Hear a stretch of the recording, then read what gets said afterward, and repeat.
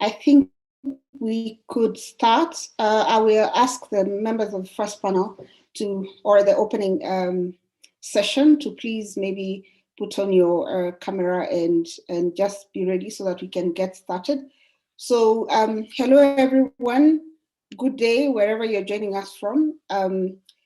We know that given the range of attendance, we probably have people who are starting their morning, it's afternoon or evening on your side. So good day everyone from our side. We are very pleased to have you and thank you for joining us.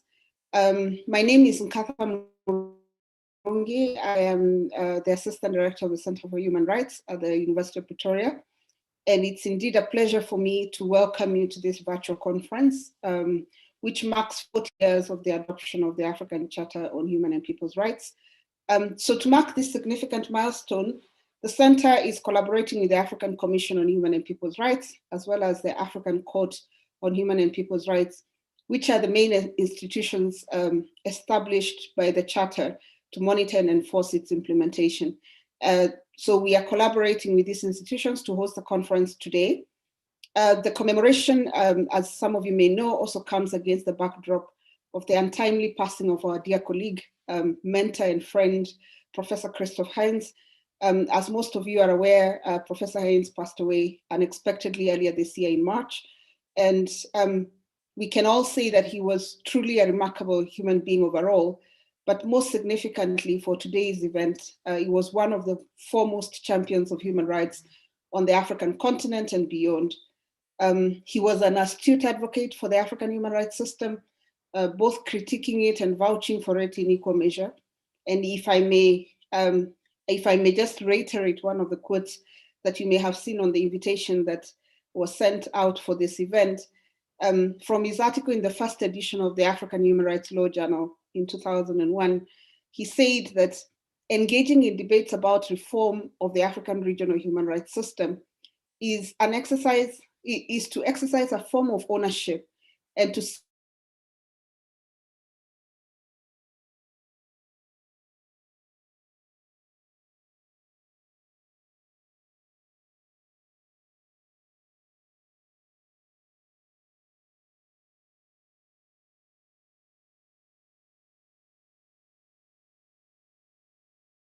Christoph put forward.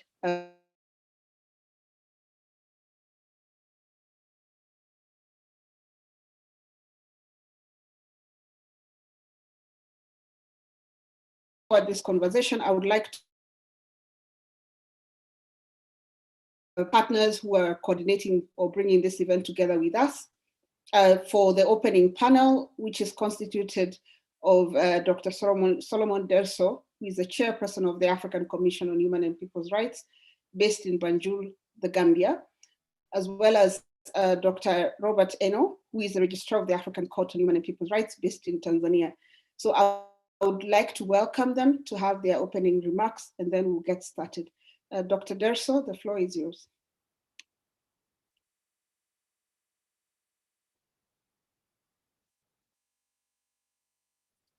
Dr. Derso, can you hear me?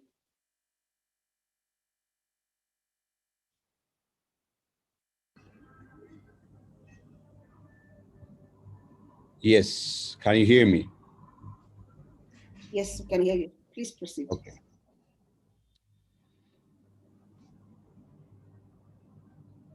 Very good morning, or good afternoon, or good evening from wherever you have joined us for this 40th anniversary of the African Charter event hosted by the Center for Human Rights. With all protocols duly observed, let me start by extending to all colleagues, friends, and participants my warm greetings on this auspicious occasion of the 40th anniversary of the African Charter on Human and People's Rights. I also wish to thank the Center for Human Rights for organizing this event, which actually combines two events in one. It is an occasion for reflecting on the 4 decades journey of the African Charter on Human and People's Rights, the Human Rights Treaty establishing the African human rights system. It also serves to celebrate the work of Professor Christoph Heyns, who have contributed enormously to the African human rights system through his scholarship, teaching, and also practice. We are deeply indebted to his enormous contributions, which should continue to inspire our efforts in trying to translate the promise of the African Charter into the realities of the lived experiences of people across the continent. I would say a few things as far as this occasion is concerned. Obviously, as we mark the 40th anniversary of the adoption of the African Charter on Human and People's Rights, it's only natural that we take account of the context in which the African Charter on Human and People's Rights was adopted, and what the African Charter on Human and People's Rights on its adoption is meant to achieve. In this respect, it's of particular importance to note that the African Charter on Human and People's Rights came into being in the late 1970s, early 1980s. This was a time when in the international human rights system, as all of us know, there was a clear division between the so-called first generation rights and second generation rights, civil and political rights on the one hand, economic, social, and cultural rights on the other hand, reflecting the global division of the Cold War. With the adoption of the African Charter, the African system has laid down the foundation for affirming the equal legal status and importance of both categories of rights and their interdependence and inseparability in that respect. And in that, the African Charter, therefore, was a pioneer. It was only in 1993 that this indivisibility, interdependence, and indeed the equal legal status and importance of economic, social, and cultural rights with those of civil and political rights were recognized internationally. The African Charter on Human and People's Rights also, in establishing not only a catalog of rights that make up all the three categories of rights, by including the collective rights of peoples, but also by establishing mechanisms for the monitoring and enforcement of these rights. The African Charter was therefore the first in establishing a legal regime that actually opens up the veil of state sovereignty for scrutinizing how states were treating, independent states this time around, were treating their citizens. And in that sense, therefore, it is the predecessor to Article 4H of the Constitutive Act of the African Union. In terms of its contributions, the African Charter, obviously, by establishing a regional human rights system, has afforded all of us the opportunity for seeking the possibility of vindicating our rights whenever our rights are violated and when national human rights systems fail or are unable to give redress to those rights. It has inspired a large number of subsequent treaties and other legal and policy instruments within the OU and the African Union system, and thereby expanding the legal regime for the protection of human rights. It has also paved the way for legitimizing, supporting, lending support for the work of civil society organizations, human rights defenders, as well as the media.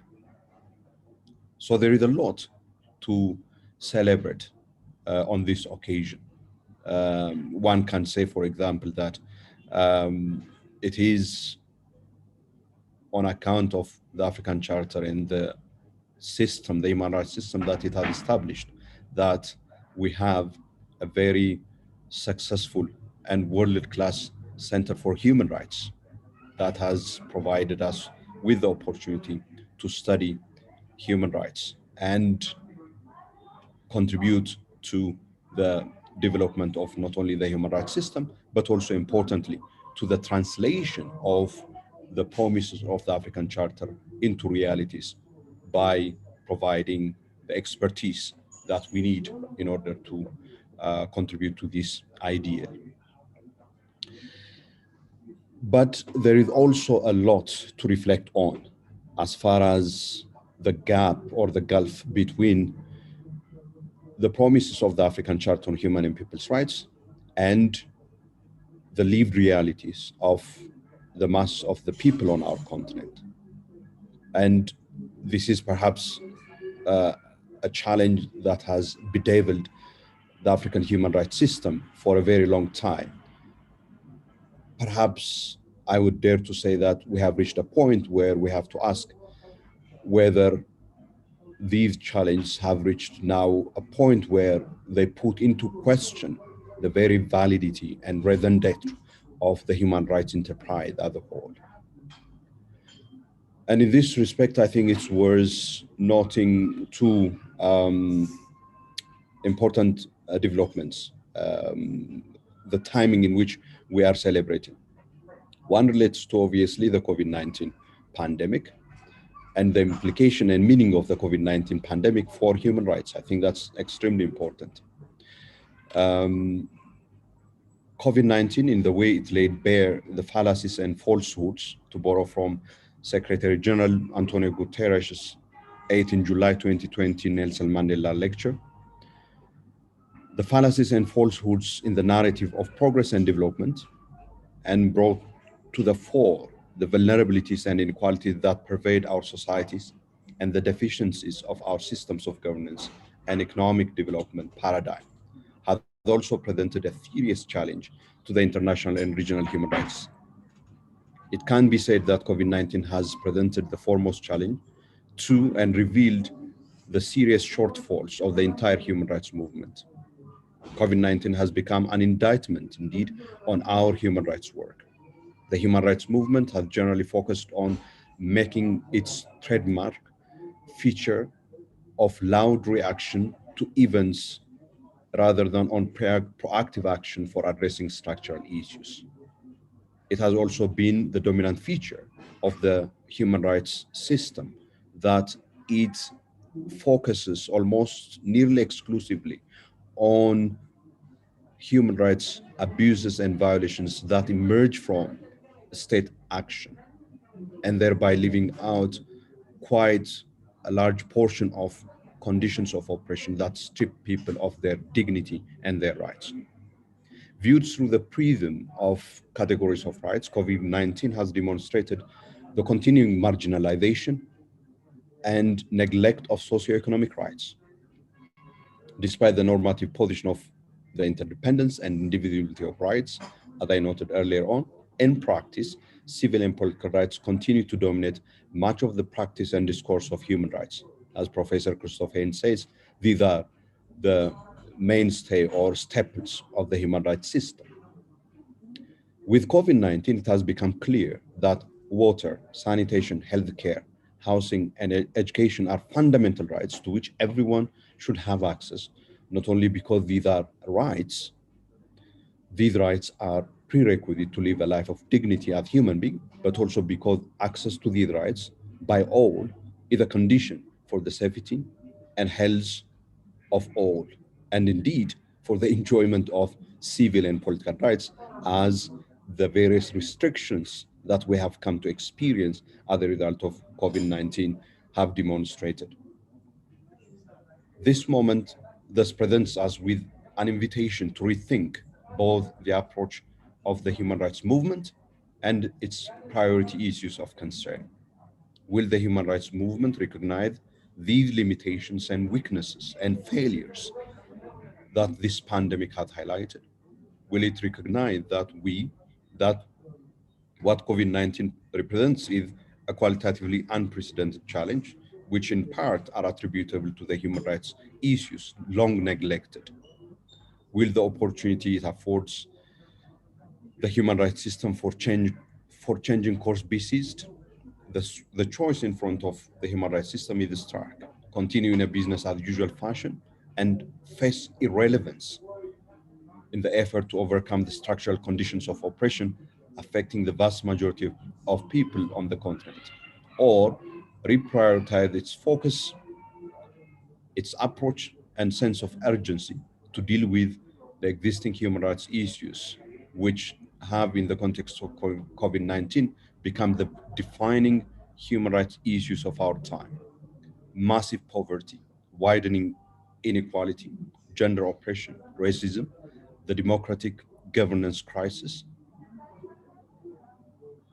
the climate emergency, and pervasive insecurity. If you recall from the preamble to the African Charter on Human and People's Rights, one of the things that you notice is the fact that the states adopting the African Charter convinced that it is henceforth essential to pay particular attention to the right to development. But particular attention has not been paid to the right to development. And hence we find a situation in which people who have been provided with water in the context of the COVID-19 pandemic have come to say that they thank the pandemic for the water. And there is no more scandal than this for us. The second aspect of, I think, the timing that we are in is the fact that human rights are also facing not just the challenge of irrelevance on account of the aforementioned issues, but also they are facing assault from a wide range of conditions and circumstances. The rise of populism and nationalism, the return of the defense of sovereignty are among some of the conditions that are also affecting human rights in our time. And we have to therefore be mindful of the wide range of challenge that this time has presented us. And in this context, it is therefore extremely important that we pay attention to what I call the Trinity of Burdens that militate against the realization of the promise of the African Charter on Human and People's Rights. The first burden is the obvious one, and this has to do with the failure of governance and policy leadership on the African continent. And this has to do with the emergence or the deepening of authoritarianism, the regression in the democratization process of the continent, the shrinking of the civic space, the attacks that civil society organizations, journalists, and the media are subjected to, and the various conditions of hostilities to which minorities, indigenous people, migrants, refugees, the LGBTIQ community are subjected to or continue to face as a result of being or defined as the other. It is therefore extremely important that we continue to focus on these conditions that are the result of the first burden. The second burden for me has to do with what is stated in the preamble to the African Charter. And this obviously constitutes the historical burden. And this historical burden arises from slavery, colonialism, and apartheid. And these conditions are not totally unique to Africa, indeed, although the way they have affected Africa is far greater, perhaps, than other parts of the world. But it is something that we share with other parts of the world. And these have very crippling effects on the possibilities of creating the conditions for the enjoyment of freedom, dignity, equality, and justice on the African continent. The third burden is the burden that arises from the international power structure that is skewed against Africa. While Africa contributes a great deal to the development of the world through its resources, much of the values are determined not by Africa itself. And therefore, we have a situation in which Africa is condemned to be at the very bottom of the pyramid, and thereby the human dignity and freedom of people on the continent continues to be deferred to the future indefinitely. And these are the issues that we need to also bring to the mainstream of the human rights system and articulate the ways in which these impede the realization of the African Charter and the ways in which they should be addressed and could be addressed through collective action of the human rights system and the stakeholders in the human rights system.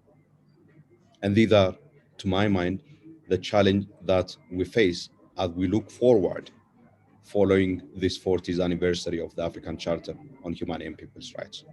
I thank you very much for your kind attention and wish us all a very successful event. Thank you very much, Dr. Derso. And you have had, we have taken note of the very pertinent issues that you raise, and I'm hoping that we'll have the opportunity to come back to them in the discussions. But in the interest of time, I would want to invite Dr. Robert Eno to have the welcoming remarks on behalf of the court. Thank you, Madam Moderator. Let me join the chairperson to thank the Center for this great initiative. And it is befitting to dedicate this anniversary to the memory of our friend and colleague, Professor Heyns. I first met Professor Heyns when I was working with the South African Human Rights Commission. And I engaged him when I was doing my PhD with WITS. I was writing on the African court, and I admired at that time the very broad mandate given to the court to apply and interpret the African Charter and all other human rights instruments ratified by states concerned. Professor Heyns wasn't an admirer of that broad mandate because he thought it would lead to jurisprudential chaos. I remember having a heated discussion with him on that particular issue, and his passing is a great loss to the human rights family on the continent and the world at large. Thank you, I'm a chairperson for this mind-boggling statement you've made. When I was invited to make a statement at this celebration, I said to myself that over the past few weeks, there has been a lot of discussion about the African Charter. And I wondered to myself whether there was anything more to add. So I thought maybe it was important to go into the travaux préparatoires of the preparation and adoption of the Charter and the protocol. Unfortunately, I didn't get sufficient records on the travaux préparatoires for the Charter. I got some records and the reports on the protocol. And the first thing that comes to my mind is the fact that when the heads of state requested for the development of an African Charter on Human and People's Rights, they gave the experts a very flexible hand in proposing a viable human rights structure for the continent. The resolution that called for the preparation of the charter provided that they should prepare a preliminary draft of the African Charter on Human and People's Rights, providing inter alia for the establishment of bodies to promote and protect human and people's rights on the continent, in quotes. So in my view, the decision to establish, prepare a charter and establish only the commission and not a court was at the initiative of the experts who drafted the African Charter. And in my view, cannot be attributable to the heads of state, because the heads of state had called for the establishment of bodies. According to Kebenbaye, who was the chair of the expert committee, he says that it was premature to establish a judicial institution at this stage. But he, with the same breath, admitted that it was a good idea and a useful one, but could be introduced in the future through an additional protocol. In my view, it was a mistake for the experts to have dismissed the establishment of a court from the very beginning. They should have, in my view, allowed the heads of state to make that decision on their own. Because in any case, the debate on the establishment of an African court had started a long time ago, as far back as 1961, during the Lagos Conference on the rule of law in Africa. So the adoption of a charter with only an African commission with a quasi-judicial status fell short of the expectation of the African people. That is why I think barely a few years after the establishment of the African Commission, proponents of the African Court rekindled the debate for the establishment of an African Court. In 1993, the ICJ, International Commission of Jurists, in collaboration with the OAU Secretariat then, and the African Commission itself, convened a high-level dialogue on the future of the African human rights system. And one of the themes of that dialogue was the need to create an African court.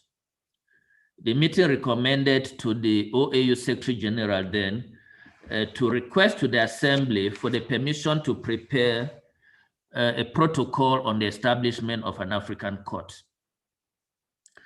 According to Justice Ben Kyoko, who was the legal counsel of the OAU then, the then president or chairperson of the African Commission, Professor Isaac Nguema of late, the ICJ Secretary General Adama Dieng, the Secretary of the Commission then, Jermaine Barichaku, and the legal counsel, Justice Kyoko himself, consulted on the sidelines of the 30th ordinary session of the OAU in Tunis in 1994 on how to obtain a decision from the Assembly on the protocol to establish an African court.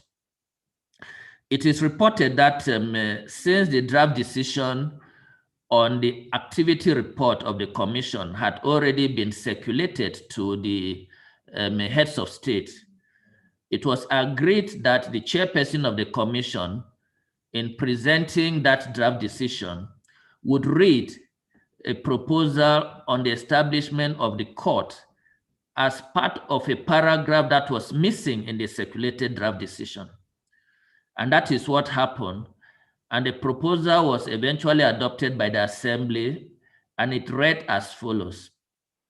Request the OAU Secretary General to convene a meeting of government experts to ponder, in conjunction with the African Commission, impediments to the enjoyment of economic, social, and cultural rights, including over the ways and means to enhance the efficiency of the Commission, and impediments to the enjoyment of economic, social, and cultural rights, in considering particularly the establishment of an African Court on Human and People's Rights. So, colleagues, dear participants, this is what triggered the long road to the establishment of the court. The African Commission is the one that spearheaded the establishment of the African Court. And if we look at the reports, the Commission took part in every preparatory meeting on the establishment of the court. At the expert meeting in Cape Town in 1995, it was the Commission that set the tone and justified why a court was needed. In the keynote address of the meeting given by the then president of the Commission, Professor Ngema, he highlighted certain constraints hindering the effectiveness of the Commission and the implementation of the Charter, and concluded that, and I quote, to enable the Charter to achieve its objectives, an African Court on Human and People's Rights must be established to complement and strengthen the mission entrusted to the Commission. At the Mauritania meeting, where the final draft of the protocol was considered, Professor Ngema again made the point that, and I quote, the project towards establishment a court must succeed in the supreme interest and dignity of the continent. Fellow participants, the Commission fought tooth and nail for the establishment of an independent and strong African court to complement its mandate. The Commission was one of the few entities that stood against the idea of states making a declaration to recognize the competence of the court. According to the Commission, and I quote here a report of the OAU Secretary General, ratification should be the only condition required in the acceptance of the validity of all the provisions of the protocol, unquote. The Commission believed complementarity would go a long way to enhance the promotion and protection of human rights on the continent.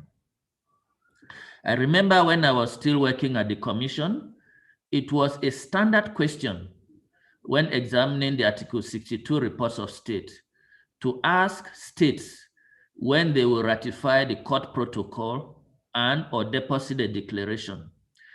And during promotional missions, the Commission would always engage states that have not yet done so to encourage them to ratify the protocol and or make the declaration. In my view, the Commission, and I think the continent as a whole, viewed the establishment of the court and the complementarity between the two organs as an important tool to the enhancement of human rights on the continent.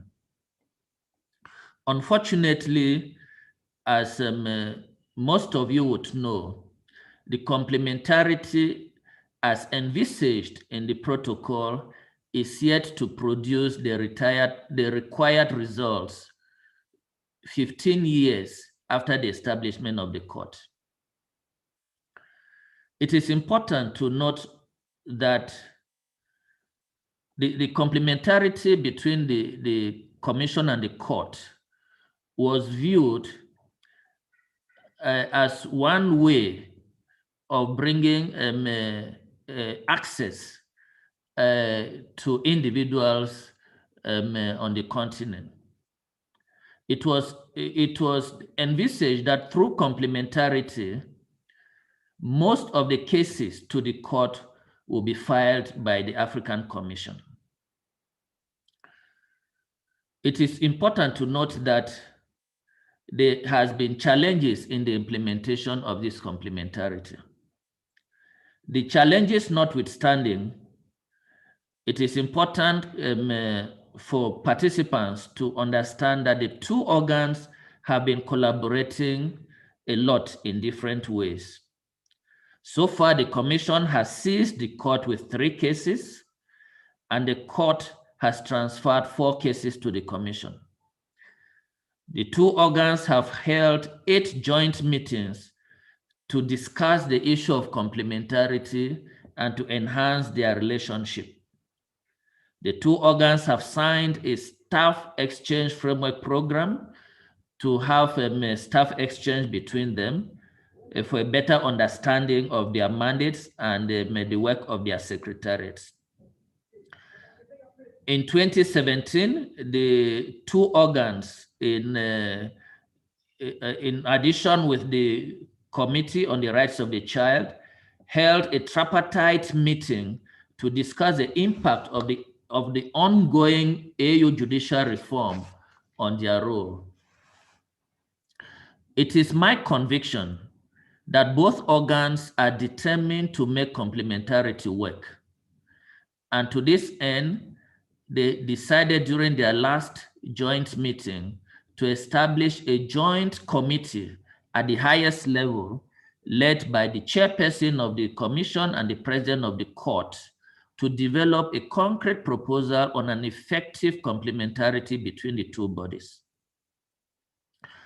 Dear colleagues, dear participants, whatever the outcome of this initiative, it is important to note that these two organs are bound to work together. The strengthening of the African human rights system depends on how their relationship plays out. I thank you very much, and I wish you fruitful deliberations. Thank you.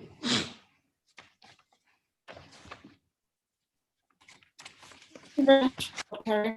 Heyns, for those very insightful and reflective comments. I think I will not be able to do justice to the fullness of the reflections from the first speaker as well as the second speaker. Unfortunately, notice that I have some internet connectivity issues. So if I fall out, please pardon me, but I hope that I will be audible. There are a few things that I picked up from discussions and which we are not able to engage with in the interest of time. And I think listening especially to the first contribution from Dr. Derso regarding the African Commission and looking at the African Charter as a bridge, as bridging the divide between the categories of rights and that pioneering approach and its contribution to the global conversation around rights, that is a significant issue that I see arising in the course of the day-to-day. But I think the one main thing that comes across from the remarks from Dr. Derso is reflections on how the COVID-19 pandemic and the current issues that relate to human rights on the African continent, how that has awakened a need for our system, for the African human rights system and institutions based on the African Charter to rethink and reposition themselves for relevance and for responsiveness to the needs of the African citizen in context is even more important right now. So I hope that that is something that we will be thinking and reflecting and conversing on in the rest of the day.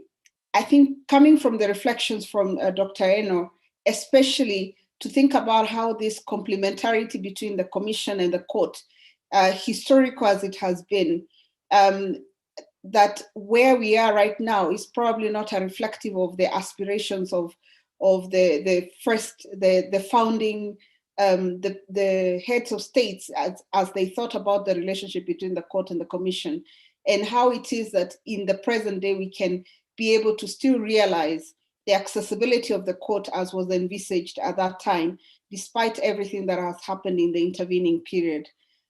While like I said, I'll not be able to raise a lot more, reflect further, I think from our side as the Center for Human Rights and as an institution that is both an academic institution as well as an NGO, we see this period, or this commemoration, this marking of the 40 years from probably a little bit of a different perspective, being an outsider looking into the functioning of the Commission and the Court. And I think for us, we are no doubt, of course, an interested party invested in the constant improvement and functioning and efficiency of the system. So the Charter has, of course, over the years, since its adoption, formed the basis of an enormous and growing body of knowledge on human rights in the African context, which has been mentioned again by Dr. Derso. And it has played a critical role on centering conversations around the unique circumstances of the African region, challenging, enhancing, and contextualizing global narratives on human rights, and most importantly, nurturing a homegrown discourse and jurisprudence on human rights in Africa. You would agree with me that the Charter has helped to establish and institutionalize platforms for civil society to partake in standard setting on human rights, and also to for civil society to be able to pursue accountability for implementation of human rights commitments on the African continent. And these are indeed remarkable contributions. But this is not to imply that there have not been some drawbacks on the progress that has been realized, particularly progress in realization of equitable and democratic aspirations of African countries. And at times, as Christoph noted in his article 20 years ago, these shortcomings find footing in the clawback provisions of the Charter itself. But some of them are, some of the endemic issues or weaknesses of the Charter have been addressed through progressive jurisprudence of the Commission and the Court, as has been highlighted. But in the same article, Christoph noted some of the other avenues for reform, which include academic teaching, research, and publications in credible journals. And this is where really today's forum comes to play, so that it gives us an opportunity to reflect on the progress, to think through the gaps that are still standing in the way of achievement of the aspirations of the Charter, and to guide the next phase of improvements on the Charter. So in closing this session, I would just want to highlight that the papers and discussions that emerge from today will be will be collated in a special edition of the African Human Rights Law Journal, which will be published later on this year. And of course, this will appropriately mark the 40th anniversary of the adoption of the Charter, as well as the memory of Professor Christoph Heyns, who, as we mentioned earlier, was really instrumental in setting up the journal, as well as the initial setting up forums for initial reflections on the system. So once again, on behalf of the Center, we are really delighted to welcome you to today's conference. And before I sign off and hand over the floor to the first panel, I would just want to remind us all that it's a discursive forum. We would invite you to please engage through the Q&A platform. So on your login, you will find a Q&A at the bottom there. Kindly please put your questions through the Q&A, and they will be attended in the course of the discussions. Secondly, we would, of course, you must have noted that this is being recorded, so kindly please also just keep that in mind and minimize disruption. So please keep your mics muted if you're not contributing. And lastly, to also ask you to engage, you can engage with this conversation on social media. The social media hashtags have been posted here by my colleague Tiruna, and we'll continue posting those just to give you a sense of how you can engage with the conversation on the various social media platforms and follow the live streaming and the discussions happening. So from our side, on behalf of the Center, I want to welcome you to the conference, wish you a fruitful deliberation, thank our keynote speakers, Dr. Derso and Dr. Eno, on behalf of the Court and the Commission. And if you allow me, I will now kindly hand over the chair to the chair of the first panel, Mr. Humphrey Sipala. Thank you very much.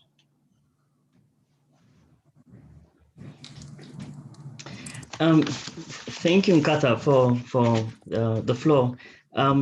It's an honor to welcome all the participants to the first panel The first panel the topics of the first panel have been beautifully anticipated, I should say, by the keynote speakers, Dr. Derso and Dr. Eno. We will have 4 speakers in the first panel.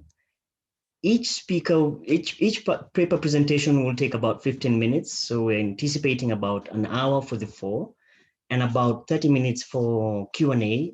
We'll see how to compensate that with the time overlap. And I will introduce these in more detail every speaker as they begin their paper. But I just thought to highlight that given Dr. Derso's mention and reflections on COVID-19 and how that has exposed our human rights systems, Professor Durujai's paper on the right to health is somehow anticipated.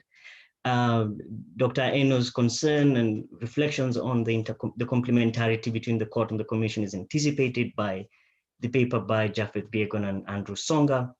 Dr. Eno's reflections and memories of his conversations with Professor Heyns on the material jurisdiction of the court is anticipated, as anticipated Professor Rudman's paper. And that debate and the totality of the debate about how our system is working on the continent is precisely the topic of the paper by Dr. Zwape on whether we actually have a system. As we celebrate these 40 years, as we contemplate this 40-year-old called the African Charter, I thought it was interesting that 20 years ago, a 42-year-old young man, Christoph Heyns, participated, led the work of the last 20 years to indelibly contribute to the African human rights system. And in the paper that was published in the African Human Rights Law Journal, he notes something that I think has been kind of hinted at and reflected upon by the keynote speakers. And he says the ultimate test of any legal system that purports to deal with human rights is the difference it makes to the lives of people. And so, you know, if we were to imagine we're speaking to an actual 40-year-old called the African Charter, probably encourage it to think of the challenge thrown to it by this 40-year-old 20 years ago, and to realize that these 40s are the time for it to come of age, to face its challenges and make its indelible mark on the lives of people. With that, I would happy to introduce our first panelist, Dr. Apoli Kwanyi-Zwape, who is a postdoctoral fellow at Berlin Potsdam Research Group, the International Rule of Law, Rise or Decline. His research focuses on the theory of the sources of international law and the impact of these sources on the universality of international law, as well as the respect of rule of law in the international legal order. He holds a doctorate in law from the University of Geneva and a diploma from the Hague Academy of International Law. Before joining the Berlin Potsdam Research Group, Dr. Zwape was a judicial fellow at the International Court of Justice. He has been a visiting fellow at the Max Planck Institute, Luxembourg, for international, European, and regulatory procedural law, and associate researcher at the International Law Department of the International Relations Institute of Cameroon. Dr. Zwape, it's my pleasure and honor to hand over to you to speak to us about the puzzling system that is the African human rights system. Welcome. Thank you very much, Chair. I am really happy to be part of this panel and to discuss the future of the African human rights system as agreed with the organizers, even if my paper is in English. I am going to present it in French. Donc, encore une fois, je suis très heureux de prendre part à ce panel et de discuter autour de l'avenir du système africain des droits de l'homme et des peuples et quelles sont les voies et moyens de l'améliorer, tel qu'il a été indiqué par les différents panélistes qui ont pris la parole avant moi.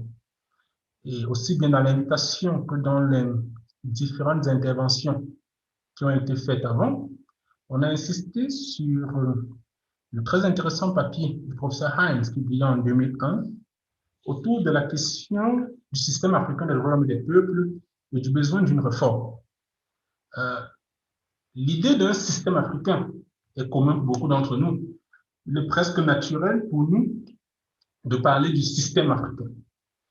Et il y a quand même une question qui se pose. Lorsque vous faites des recherches, si vous tapez le mot système africain dans un moteur de recherche, vous avez une liste de très nombreux travaux qui incluent le mot système, mais très peu interrogent sur l'existence même du système. Est-ce que nous avons vraiment affaire à un système? Et j'ai été frappé en lisant la littérature, notamment la littérature comparative autour du système africain et d'autres systèmes, tels que le système européen ou le système interaméricain, des adjectifs qui, quelquefois, étaient accolés au système et pas toujours des adjectifs positifs. Le système africain pouvait paraître étrange, il pouvait apparaître comme déconcertant. On est même allé jusqu'à dire que la Charte africaine était une mauvaise blague et que la Commission africaine des droits de l'homme et des peuples de Banjul n'avait aucune effectivité. Et c'est donc de là que c'est dans cette idée que s'inscrit la réflexion que j'ai voulu mener en hommage au professeur Heyns. C'est de continuer les idées qu'il avait évoquées en 2001 en nous interrogeant sur l'existence même déjà d'un système. Avant de critiquer le système, nous devons commencer par nous demander, est-ce que nous avons affaire à un système? Il me semble que ce qui s'est passé, c'est qu'une fois que l'architecture africaine a été mise en place en 1981 avec la Charte africaine, automatiquement, parce qu'il existait déjà un système européen et un système interaméricain, on a tout de suite imaginé qu'en Afrique, on avait affaire également à un système. Mais c'est quoi un système déjà? Un système, nous explique le professeur Kombako, c'est une architecture, un rouage, un ensemble d'éléments qui sont agencés entre eux de manière cohérente, de telle sorte que vous ne pouvez pas retirer un seul élément sans que l'ensemble de l'architecture ne s'écroule. Et si on applique à la charte, au système africain, la question que l'on devrait se poser, c'est est-ce que si l'on retire un élément du système africain, est-ce que si dans le système africain, vous retirez par exemple la Cour africaine, le système s'écroulerait-il? Que se passerait-il si vous décidiez de retirer le comité africain des droits et des bien-être de l'enfant? Ça, c'est une question intéressante. Et en réalité, comme l'ont dit ceux qui m'ont précédé, notamment le docteur Robert Eno, le système n'a pas été pensé au début comme un système. Lorsque Kibamba et les autres se mettent à rédiger la charte, ils n'ont pas en vue un système. Ils n'ont pas l'idée de construire cette architecture cohérente, quelque chose qui serait tout entier bâti à la promotion et à la protection des droits de l'homme. Et donc, finalement, ce que nous appelons aujourd'hui système a été bâti par à-coup, a été bâti, comme l'a très bien soulevé le docteur Eno, par les nécessités sociales. Cela veut dire que ce sont les nécessités, la volonté de couvrir un ou l'autre aspect de la protection de la dignité humaine en Afrique qui a guidé l'adoption d'un instrument ou la mise en place d'une institution. Et donc, il n'y a pas de ligne directrice, il n'y a pas de logique en amont qui a guidé la mise en place de ce que nous appelons aujourd'hui le système. Et quelquefois, lorsque nous faisons la critique du système africain, on doit se le remémorer. On doit se dire toujours que le système est plus le résultat des contingences et des réalités socio-politiques qui ont émergé à un moment dans l'histoire du continent africain que la volonté de construire à l'origine un véritable système. Ça, c'est la première chose que je voulais dire. La seconde chose, et parce que ma réflexion se veut axée sur le futur, c'est maintenant que nous avons dit que le système n'était pas pensé comme tel au début. La seconde question que l'on peut se poser, c'est est-ce qu'il émerge aujourd'hui un système? Est-ce qu'aujourd'hui, on peut penser à un système qui est efficace et qui est efficient? Sur ce point, je voudrais dire qu'il faut distinguer entre le système stricto sensu, tel que défini par la Charte africaine des droits de l'homme et des peuples, c'est-à-dire le système qui est bâti sur la Charte africaine des droits de l'homme et des peuples, et le système de protection des droits de l'homme et des peuples de façon plus large en Afrique. le système de la charte est un système très réduit qui finalement est basé sur les institutions qui sont créées par la charte ou en complément de la charte. Il s'agirait ici de la Commission africaine, naturellement, du Comité africain sur les droits des espèces et les droits des bien-être de l'enfant et de la Cour africaine. Mais au-delà de cela, si on parle du système de façon générale, on doit également l'élargir à toutes les institutions qui, sur le continent, contribuent à la protection et à la promotion des droits de l'homme en Afrique. Et si vous prenez cette approche, vous comprenez que le système a besoin de cohérence. On doit réussir à ordonner la cohérence. Et ma réflexion s'inscrit également dans le travail qui est en train d'être mené actuellement dans le cadre de l'Union africaine par le programme des réformes institutionnelles sur la rationalisation des institutions. Et donc, les propositions que je veux faire, il faut bien le garder à l'esprit, sont des propositions qui visent, d'une part, à rationaliser le système, c'est-à-dire en se basant sur le diagnostic qui a été fait par l'Union africaine elle-même, sur la nécessité de rationaliser le système parce qu'il y a une vraie dispersion d'énergie et pas suffisamment de moyens, et surtout la volonté d'accorder au système plus d'efficience et d'effectivité. Et parce que nous n'avons pas de temps d'aller très en détail, je vais présenter ma réflexion autour des 4 principaux points qui me semblent importants pour mener la réforme, pour construire un véritable système africain. Le premier, c'est au niveau des institutions nationales, parce que comme l'explique bien l'architecture africaine de la gouvernance, le système africain des droits des peuples est bâti à la fois sur le niveau national, le niveau des communautés économiques régionales et le niveau continental. Je vais donc très rapidement faire des propositions à chacun de ces niveaux. D'abord, le premier niveau, qui est le niveau national. Malheureusement, très souvent, les études qui se sont basées sur le système africain des droits des peuples ont eu tendance à ignorer ce niveau. Pourtant, le premier juge des droits de l'homme est le juge national. Que ce soit le juge communautaire, comme le juge de la CEDEAO, ou le juge continental, comme le juge d'Arusha, ils ne viennent qu'en complément de l'action qui est menée par le juge national. Il est donc important dans le système africain de remettre le juge national au centre du système. Et cela passe, de mon point de vue, par 2 choses. Première chose, c'est une appropriation par les juges de la Charte africaine des droits de l'homme et des peuples et des autres instruments des droits de l'homme.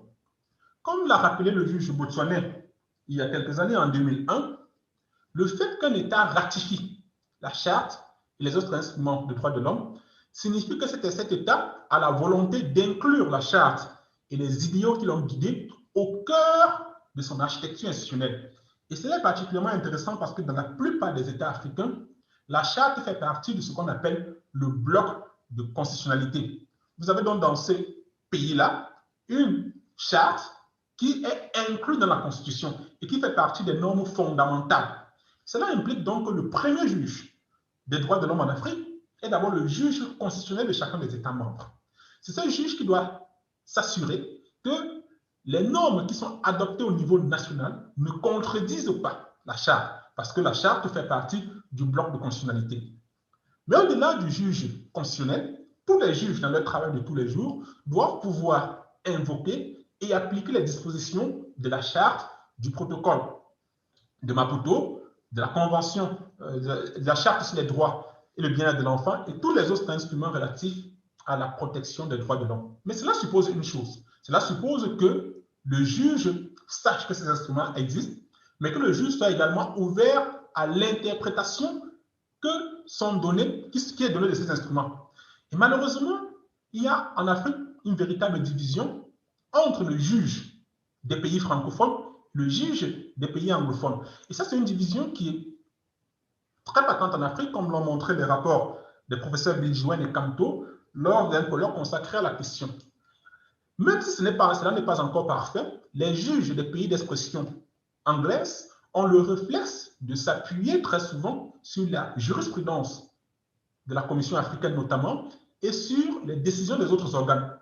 Contrairement aux juges d'expression francophone qui a une tendance plutôt à aller chercher les normes ailleurs. C'est-à-dire que d'abord, c'est un juge qui s'appuie beaucoup uniquement sur son cadre juridique national, mais même lorsqu'il décide d'aller chercher les normes de droits de l'homme, il a une tendance à se référer plus, par exemple, aux normes de la Convention européenne des droits de l'homme ou à la jurisprudence de la Cour européenne des droits de l'homme, plutôt qu'à la jurisprudence de la Cour africaine ou de la Commission. Il y a là un véritable défi que nous devons relever et qu'il est important d'adresser. La deuxième chose consisterait pour le juge à être un véritable acteur de la mise en œuvre des décisions des organes continentaux et sous-régionaux. Cela signifierait concrètement que le juge national doit être attentif à l'interprétation qui est donnée, mais également aux décisions qui sont prononcées contre son État devant les institutions africaines. Il devrait donc suivre notamment la Commission africaine à faire un travail extraordinaire en apportant un certain nombre de corrections structurelles dans certains pays africains où les violations étaient liées à la structure même de ces pays. Et malheureusement, les juges nationaux n'ont pas toujours su ou voulu tirer pleinement les conséquences de ces décisions ou de ces recommandations de la Commission africaine. Il est donc important que le juge soit ouvert à cela. Mais pour cela, et nous le savons tous, le juge applique le droit s'il est invoqué. Et donc, malheureusement en Afrique, beaucoup d'avocats et d'autres intervenants ont une tendance à méconnaître le système africain. Il y a donc sur ce point une question de formation. Il y a un effort supplémentaire à faire. Et on va y revenir lorsque je vais faire des suggestions sur ce que pourrait faire la Commission africaine. Il y a un effort de formation supplémentaire qui doit être fait envers les magistrats, les avocats qui, au jour le jour, sont appelés à mobiliser le droit et qui doivent avoir le réflexe de chercher dans les normes de droit international adoptées au niveau régional ou au niveau continental les normes qui doivent être appliquées devant le juge national. Et cela implique aussi, de la part du juge national, et c'est une question très importante, qu'il prenne conscience de son rôle dans une machinerie. Bien sûr, j'ai critiqué ici le fait que certains juges ne prennent pas suffisamment en compte les décisions des instances régionales, mais l'autre excès est également possible. Et d'ailleurs, on peut adresser quelques critiques à la Cour constitutionnelle sud-africaine, qui a plutôt le tort inverse, qui a un activisme judiciaire poussé, qui a tendance, dans sa volonté de vouloir protéger les droits de l'homme quelquefois, à outrepasser ou bien à faire fi de l'interprétation qui a été donnée par les institutions africaines de certains droits. On pourrait, par exemple, évoquer la question d'un droit régional à l'accès à la justice, alors que la Commission africaine avait dit qu'un tel droit n'existait pas. Sur la base de la Charte, la Cour de Bloemfontein n'a pas hésité à affirmer un droit à l'accès à la justice au niveau de la SADC. Il y a donc cette nécessité pour le juge national, à la fois de comprendre qu'il fait partie d'un système en invoquant les normes supranationales et les normes africaines, mais aussi en tenant compte des interprétations et de ce qui est fait au niveau continental. Le deuxième niveau qui est intéressant ici, c'est le niveau sous-régional. Lorsque vous lisez les actes constitutifs de toutes nos organisations sous-régionales, qu'il s'agisse de la CEDEAO, qu'il s'agisse de la SADC, qu'il s'agisse de la East Africa Community, qu'il s'agisse de la CEAC, toutes ces organisations renvoient à la Charte africaine des droits de l'homme et des peuples. Toutes ces organisations affirment leur attachement aux droits tels que proclamés et consacrés dans la Charte africaine des droits de l'homme et des peuples. Et à côté de cela, pratiquement toutes ces organisations, sans doute influencées par le modèle de l'Union européenne, créent une institution judiciaire. Cela veut dire que l'intégration par le droit est une réalité en Afrique. Il y a l'idée finalement que non seulement le droit est un outil de promotion de l'intégration régionale, mais aussi il est important que le juge participe à ce processus d'intégration. Cela signifie quoi concrètement? Cela signifie, comme l'a rappelé la Cour de justice de la CEDEAO dans l'affaire Mann contre le Niger, que le juge d'intégration régionale peut appliquer les normes de droits de l'homme. Le juge de la CEDEAO a expliqué que le fait que le traité de la CEDEAO indique s'appuyer sur la Charte signifie que le juge de la CEDEAO peut appliquer la Charte. Et donc, cela est vrai pour toutes les autres organisations régionales, sous-régionales. Cela voudrait dire que le juge de la CEDEAO, le juge de la SADC, le juge de la East African Community ou le juge de la CEMA sont habilités à appliquer la Charte africaine. On voit tout de suite le risque. Il y a un risque d'interprétation divergente. Il y a un risque que la compréhension qu'a le juge d'Abuja, par exemple, d'un article de la SADC, de la Charte, pardon, ne soit pas exactement la même compréhension qu'en a donné le juge de la SADC ou qu'en a donné le juge d'Arusha de la Cour africaine des droits et des peuples. Ça, c'est la première chose. Le deuxième aspect, c'est que la Cour africaine également a un mandat en vertu de son article 7 d'appliquer tout instrument des droits de l'homme auquel est parti l'État qui est défendeur devant elle. Cela voudrait dire qu'un citoyen de la CEDEAO qui saisit la Cour africaine des droits des peuples peut valablement invoquer le protocole de la CEDEAO relatif aux élections. D'ailleurs, c'est déjà arrivé dans une affaire contre la République de Côte d'Ivoire. Et donc, la Cour africaine des droits des peuples peut également appliquer et interpréter des instruments sous-régionaux relatifs aux droits de l'homme dès lors que l'État est défendeur devant eux. Encore ici, il y a un risque d'interprétation. Et donc, ici, il faut également penser la cohérence, il faut penser la complémentarité et s'interroger sur le moyen d'éviter des divergences. Bien entendu, mon propos n'est pas de prétendre que le fait qu'il y ait des multiplications des juges en Afrique soit une mauvaise chose. Pas du tout. Je pense que dans ce domaine, dans le domaine de la protection des droits de l'homme, le trop plein est toujours mieux que le pas assez. Il n'y a pas de problème. Le problème est plutôt de réfléchir à comment organiser cette cohérence, organiser cette articulation entre les différents juges. Il y a des propositions qui ont été faites. Je vais d'abord parler des propositions techniques et ensuite des attitudes. D'abord, les propositions techniques. L'une des propositions qui a été faite, c'est la proposition de l'institution en Afrique d'un renvoi préjudiciel. Une sorte de renvoi qui serait créé tant au niveau national qu'au niveau sous-régional.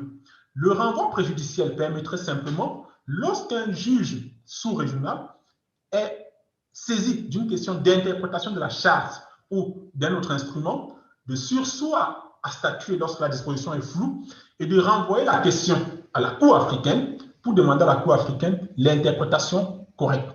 Bien sûr, cela suppose également une sorte de dialogue tel que cela a été établi notamment dans le système européen. Cela voudrait dire que la Cour africaine, lorsqu'elle reçoit la question, fait attention à la compréhension qu'en ont donnée pour éviter que cela soit un monologue. Ce n'est pas la Cour africaine, et c'est quelque chose qui est très important dans le système africain. La Cour africaine ne devrait pas se considérer comme supérieure aux juridictions sous-régionales, mais plutôt comme des partenaires. On va y revenir parce que c'est aussi l'un des problèmes du système africain. Donc, l'une des propositions, c'est ce renvoi préjudiciel qui serait créé. Un renvoi préjudiciel qui a joué un rôle important, par exemple, dans l'élaboration dans le système européen. La deuxième proposition qui a été faite, encore une fois, s'inspire de ce qui se passe dans le système européen des droits de l'homme. Apolline, I should note the time, please. Okay, thank you. Thank you very much. La deuxième proposition qui a été faite, je vais essayer d'aller vite, c'est la proposition de la procédure d'avis consultatif, telle que cela a été institué dans l'Union européenne, dans le système européen des droits de l'homme, avec le protocole numéro 16, qui permet désormais aux juridictions nationales, mais aussi aux juridictions nationales de saisir la Cour européenne d'un protocole, d'une question, d'une demande d'avis consultatif sur comment doit être interprété ou appliqué un droit. C'est une question intéressante. On pourrait imaginer en Afrique de créer une telle position, une telle procédure en permettant notamment aux juges sous-régionaux et aux juges nationaux de pouvoir renvoyer la question.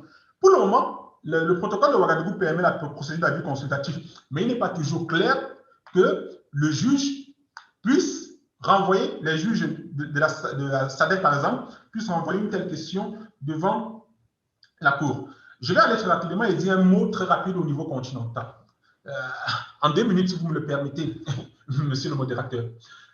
Au niveau continental, il y a 2 problèmes au niveau continental. Le premier problème, c'est qu'il y a un embouteillage au niveau continental. Pratiquement toutes les institutions de l'Union africaine ont un mandat en matière de droits de l'homme. Et lorsque vous regardez, par exemple, ce qui a été défini par l'architecture africaine, dans l'architecture africaine de la gouvernance, pratiquement toutes les institutions ont un mandat. Et cela va plus loin parce que vous avez des instruments comme la Charte de la Renaissance africaine qui donne des compétences juridictionnelles, c'est-à-dire la compétence d'interprétation à la conférence des chefs d'État et de gouvernement. Alors qu'on a une Cour africaine, il faudrait repenser cela. Il faudrait réussir, par exemple, à donner aux institutions politiques des mandats uniquement en matière de promotion, en matière d'édiction des normes, en matière diplomatico-politique, et laisser les questions purement techniques aux organes qui sont techniques, c'est-à-dire la Commission, la Cour et la Commission africaine pour le droit international. Et moi, je pense que si on admet la logique de rationalisation qui a été représentée par le programme de réforme institutionnelle, on devrait faire fusionner la Commission africaine des droits de l'homme et des peuples et le Comité africain des droits et des bien-être de l'enfant. Je ne vois aucune raison qui justifie, surtout dans le contexte de manque de ressources qui est souligné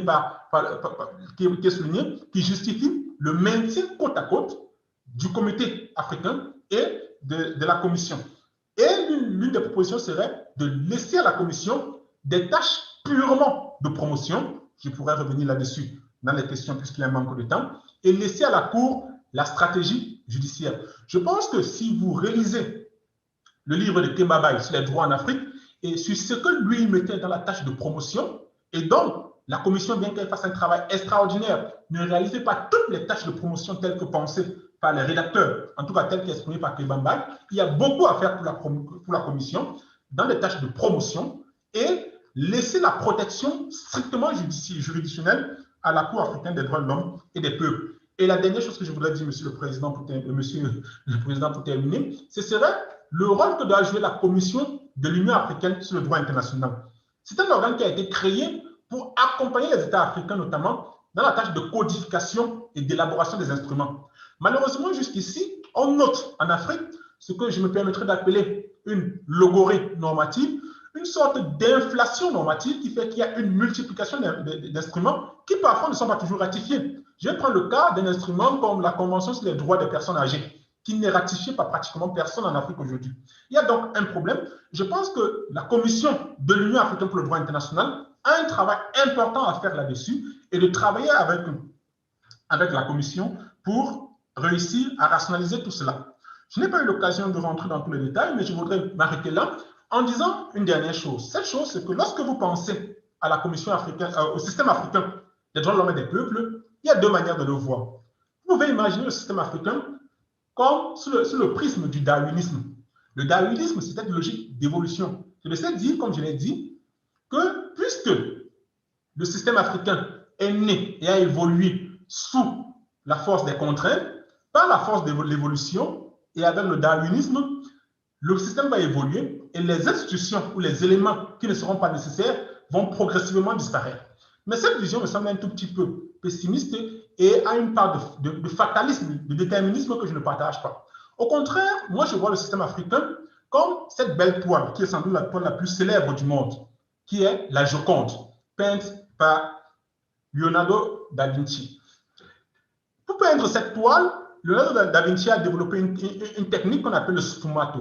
Le sfumato consiste pour le peintre, sur sa toile, à aller par petites couches de peinture qu'il va superposer progressivement pour enfin faire apparaître sa très belle toile. Je vois le système africain comme cette toile qui, progressivement, par petites couches, réussit à construire quelque chose de cohérent, quelque chose de beau, quelque chose qui va permettre d'assurer la protection effective et efficace des droits de l'homme en Afrique. Je vous remercie pour votre bienveillante attention. Thank you, Dr. Zwape, for your excellent presentation. Dr. Zwape has taken us through conversation on the nature of whether there exists a system in the African human rights system, and if so, what would that be? He has reflected on a number of points about the institutional structure of the system and whether that poses a system that's emerging and what could be the future, suggesting some mergers of institutions and calibration of functions and mandates. He's also touched on the question, quite interestingly, two important points. One, on the role of national judges and national courts in the enhancement of human rights protection, and particularly the coherence of jurisprudential coherence between the two levels, international and national, as well as the two international levels on the continent, which is the REC, the Regional Economic Community courts, that the ones in function currently at least having been active, the ECOWAS system, the East African Community System, and the SADC system, as in conjunction with the African. I will continue to encourage participants to please put your questions on the Q&A rather than the chat, because it will be easier for us to make reference to them when we come to the Q&A session at the end. So thank you. We have 7 questions so far. Please keep them coming in. On the question of interpretation, I'd like to remind participants that there is an interpretation button at the bottom of your screen, of your Zoom window, which will have choice of language, English or French. I would like, therefore, to introduce our second paper and the 2 panelists. The second paper is by Dr. Japeth Biegon and Andrew Songa. Dr. Biegon is a legal and policy expert on the normative and institutional architecture of the African regional human rights system. He has more than 15 years professional experience practically engaging with, writing on, and teaching about the African human rights system. Dr. Biegon is currently the Africa Regional Advocacy Coordinator for Amnesty International, and he leads advocacy before the African Union and its diplomatic representatives, or rather the representatives accredited to the Union. He's an extraordinary lecturer at the Center for Human Rights, University of Pretoria, and he holds an LLD in International Human Rights Law from the University of Pretoria. Andrew Songa is a lawyer and human rights advocate with experience in the areas of legal research, policy formulation and analysis, domestic and international policy advocacy, and civic education. He is currently a consultant on advocacy related to the African Union. He is a member of the advisory panel for the study of transitional justice in Africa by the African Commission, and was also a member of the Commission's reference group that was responsible for drafting the general comment on the right to redress for victims of torture and other ill treatment. He has also served on the advisory panel of the Open Society Justice Initiative's study on strategic litigation impacts. Mr. Songa is a graduate of the Geneva Academy's Master of Advanced Studies in Transitional Justice, Human Rights, and Rule of Law. They will be speaking to the paper entitled A Source of Respite from State Backlash, and this is concerning individual access to the court through the Commission. Dr. Biegon, Mr. Songa, the floor is yours. Thank you very much, Humphrey, for that introduction. I will be kicking off the presentation of our paper and then handing over to Dr. Biegon to conclude, but very mindful of the time allotted to us, which is the 15 minutes that we will share between the both of us. So I will seek to share my screen for the presentation. And I just want to confirm that my screen can be viewed. Great, excellent. So I will just put it into full screen mode and proceed. So greetings to everyone. Once again, I'm very happy to be part of this very, very timely and great celebration, both of the African Charter, but also of the great lives and works of Professor Christoph Heyns. As Humphrey has already introduced, the paper that we wish to discuss relates to the access to the African Court on Human and People's Rights for individuals and non-governmental organizations, and particularly reflecting on the referral process of the Commission as a source of respite from state backlash, as I will now quickly introduce and discuss. So between myself and Dr. Biegon, I will briefly introduce the paper, discuss the vision of the African Court's protocol on enhancing and strengthening the African human rights system versus the shrinking space of access for individuals and NGOs. And then I will hand over to Dr. Biegon to talk about the evolution of the referral framework and our conclusions and reflections as a result. So to quickly begin, I would say that our paper is situated within a backdrop of recent turbulence within the African human rights system.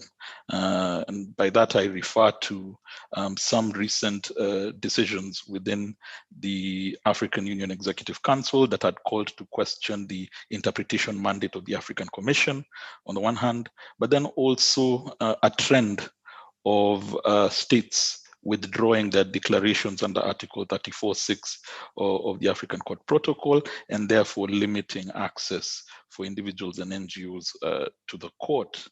And what we are seeking to interrogate is, within this prevailing climate, what recourse can individuals and NGOs take to maintain access to what should be a very essential avenue for redress and anchor for the African human rights system.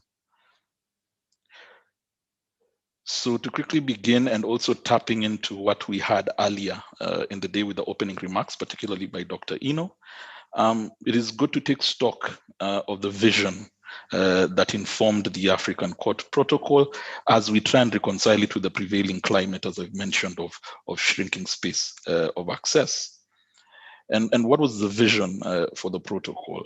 The vision was essentially one that of establishing a continental court that enjoys equally continental support, that can then also strengthen the African human rights system by issuing binding decisions and working in complementarity with the African Commission on Human and People's Rights.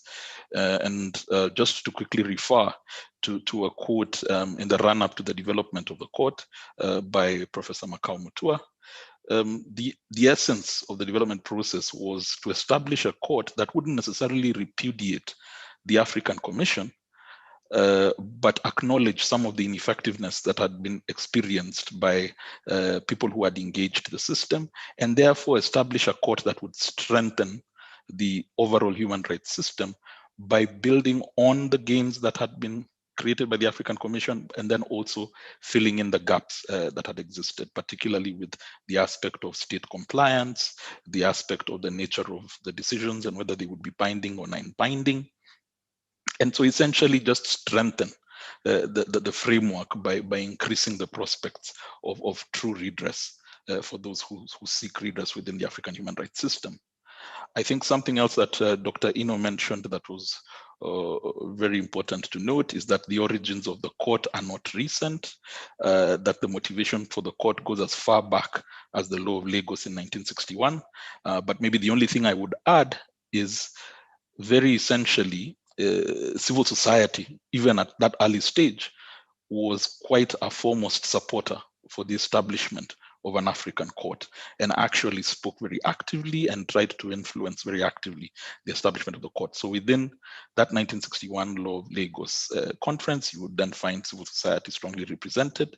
But then as we move to the contemporary stages of developing the protocol, in 1993, you see the International Commission of Jurists stepping forward to try and initiate a draft of the protocol, and then eventually working closely with the Organization of African Unity to kickstart the formal process of developing what we now have as the African Court Protocol. So embedded within the DNA of the African Court Protocol is strong civil society support and strong civil society anticipation. And so therefore one would have hoped that it would also be matched with unfettered access for individuals and non-governmental organizations to be able to utilize the platform.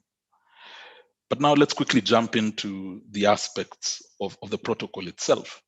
And within that, as had already been raised in the opening remarks, we see that complementarity between the court and the commission is a very critical pillar of facilitating the strengthening of the African human rights system.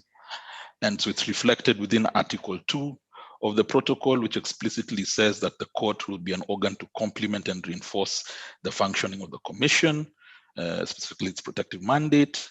Article 6 intimates some of those points of complementarity, where, for example, there may be the possibility of transferring cases to the commission, or even requesting the opinion of the commission on the aspects of admissibility. At Article 8, again, it calls for the rules of procedure to be very cognizant of the aspect of complementarity, and Dr. Eno has given us very up-to-date information in his remarks about the concrete measures that are being taken to realize that aspect of complementarity. And then at Article 30, in terms of strengthening the human rights system, the protocol is very explicit about the requirement of states to comply with the judicial decisions that emanate from the courts as a source of reinforcement. But then now we have to deal with the dilemma of access to the court. And so Article 5 governs the aspect of access, and it grants audience to the Commission, to state parties, African intergovernmental organizations. But then, as we know, the direct access for individuals and NGOs applies only if declarations are made under Article 34.6. But where are we in practical terms? We then see that 30 out of 55 member states have ratified the protocol, but then only 6 have made the declaration as it stands. And that the worrying aspect is, in fact, there are some states that had previously made the declaration, but have since walked back from those declarations. And at the heart of it is this debate, or a return of the debate on eroding state sovereignty. So we recall within the process of developing the Charter and eventually the Commission and the Court, there was some of this debate about what it would mean to have a regional adjudicator and how that would play against state sovereignty. And you can see from some of the actions of the states that withdrew their declarations, a reemergence of this debate. So very quickly, like Côte d'Ivoire's withdrawal is linked to the grievance they had based on a court decision that reversed a domestic judgment with respect to an opposition politician. A similar trend again was seen in Benin, where the grievance again pertained the quashing of a domestic court decision with regards to someone again in politics.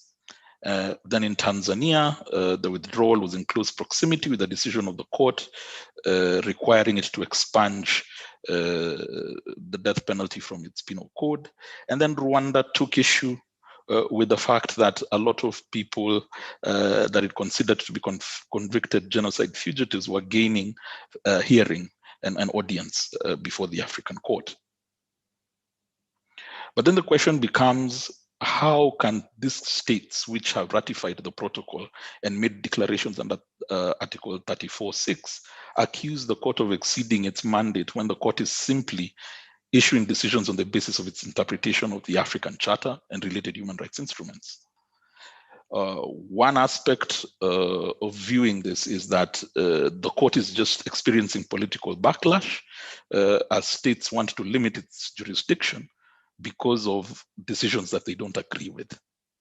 On the other hand, it's been talked about that maybe there's some structural inconsistencies within the court that have created a cost-benefit imbalance for states, where they, decry the fact that there's no avenue for appeal, there's a very restrictive review mechanism, and very weak functional institutional shields from the viewpoint of some of the states.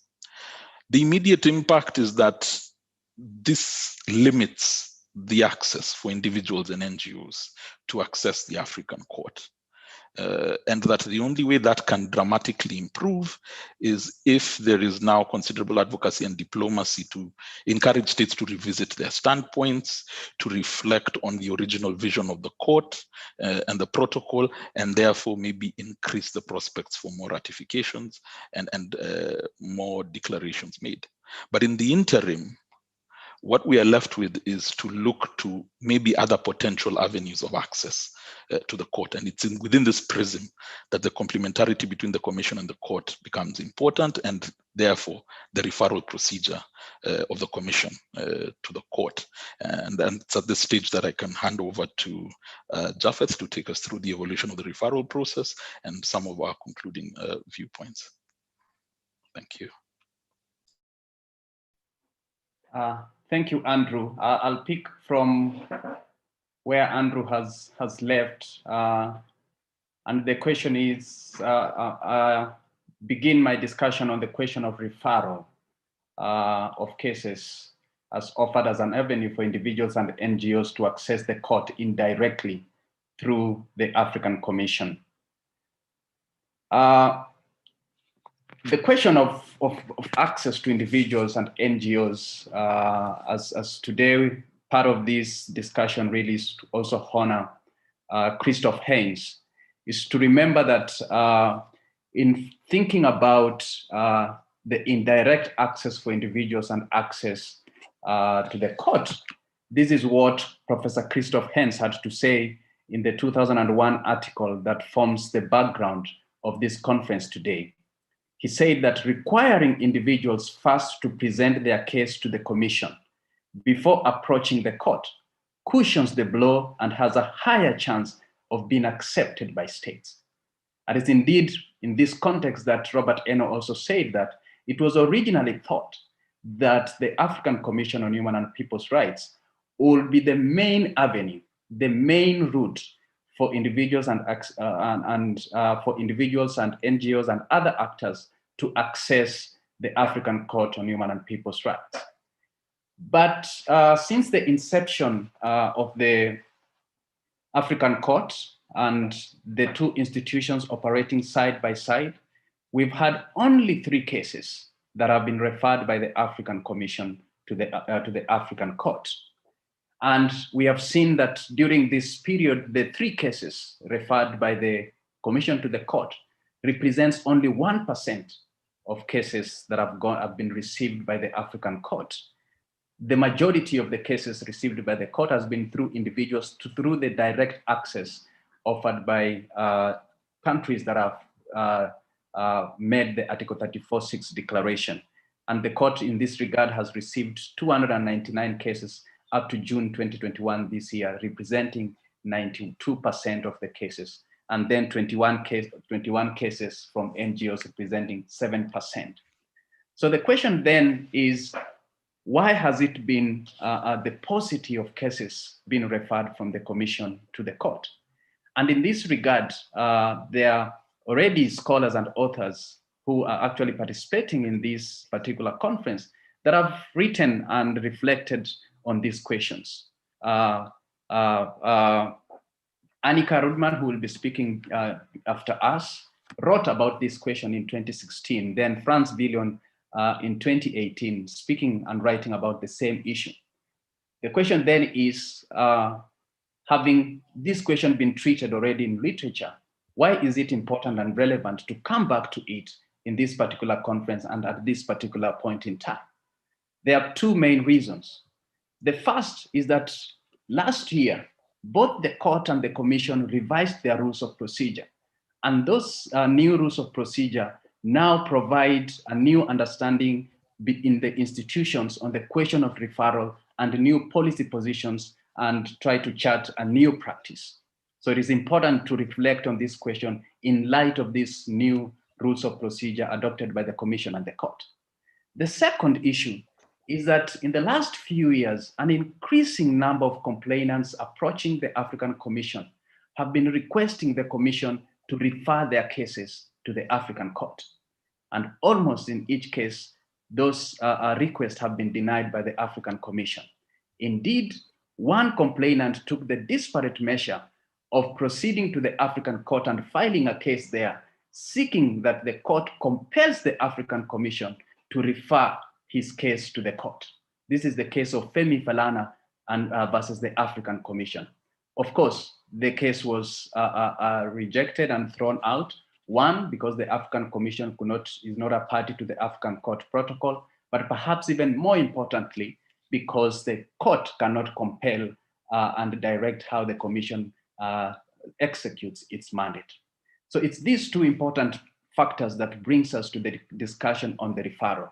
And I now want to proceed onto the question of how the referral mechanism has evolved over time since 2010 to now, because in the 2010 rules of procedure and the 2020 rules of procedure, there are now different treatment on the question of referring cases to the African Court from the Commission. Under the 2010 rules of procedure, there were 2 broad outlines or 2 broad principles that defined the referral process. And this was that a referral will be triggered either by non-compliance by the respondent state and or the second, by the African Commission's discretion based on the principle of necessity. And there were 4 different scenarios, routes that the African Commission had envisaged would lead to cases being referred to the court. The first, under Rule 118.1, was in the instance where a state was not complying, had refused, ignored, neglected to comply with the merit decision of the respondent state. This is the same procedure that obtains under the Inter-American Human Rights System, where cases of non-compliance are then referred to the Inter-American Court on Human Inter-American Court on Human Rights. Rule 118 has never been invoked by the African, was never invoked by the African Commission in relation to non-compliance with merit decision. Although there have been cases that actors and scholars like France had thought that could have been referred, for instance, the Endorois decision that the Kenyan government had shown a negligence and had shown consistently over a long period of time a lack of complying with the recommendations of the African Commission. Then the second avenue was under Rule 118.2 that dealt with non-compliance with provisional measures by the respondent state. The African Commission referred 2 cases on this basis, Rule 118.2. And in the first case of Saif al-Islam Gaddafi against Libya, and the Ogiek case against the Kenyan government. Dr. Biegun, just to indicate on time, please. How many minutes do I still have? Your time is up, so the sooner you could wrap up. Okay. The 15 minutes is up, yes. Okay, so please kindly give me about 5 or so minutes. I'll try to wrap it up. Then there was the third avenue on referring cases in situations constituting serious or massive violations of human rights in reference to under Article 58 of the African Charter. The African Court has not the African Commission has not explicitly referred a case on this issue, although the Ogiek case mentioned also Rule 118.3. Then finally, Rule 118.4 that dealt with referral of a case at any stage of the examination of a communication. So this was an umbrella provision that allowed the Commission at any stage of its communications procedure to refer cases to the African Court. And it could be presumed that the Libya case that dealt with the violations of human rights in the Benghazi region was referred under Rule 118. So the question is, why has there been a paucity of referred cases? There are several reasons, and the most, one of those that has been often cited is the apprehension by the African Commission, especially on Rule 118.1, that the court would open up a case on the merits and determine it de novo, and perhaps lead to conflicting decision that will not only undermine the complementarity and the profile of the African Commission, but also embarrass the African Commission in that respect.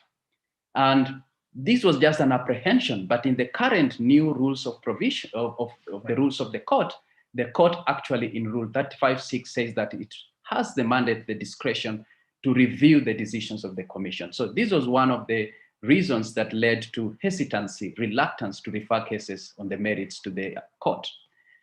Then, of course, there were few decisions on merits decided by the African Commission, and therefore they could not be referred on the basis of Rule 118.1, but also difficulties in following up and determining the status of compliance. Then thirdly, the ability of the Commission to investigate and gather evidence that would lead to reasonable prospects of success when litigated before the African Court. And this reason is particularly shown in the Libya case, the Benghazi case, where the African Commission was unable really to conduct investigations, to work together with the complainants, the original complainants, and be able to prosecute the case to its logical conclusion before the court. In the end, the case was struck out for lack of diligent prosecution. Then, of course, there's been capacity constraints, both human and financial, in terms of the capacity of the court to litigate, have lawyers or have its members, staff participate in the cases in Arusha has been constraining, and therefore we have also to keep in mind of the broad mandate of the African Commission, including a promotional mandate.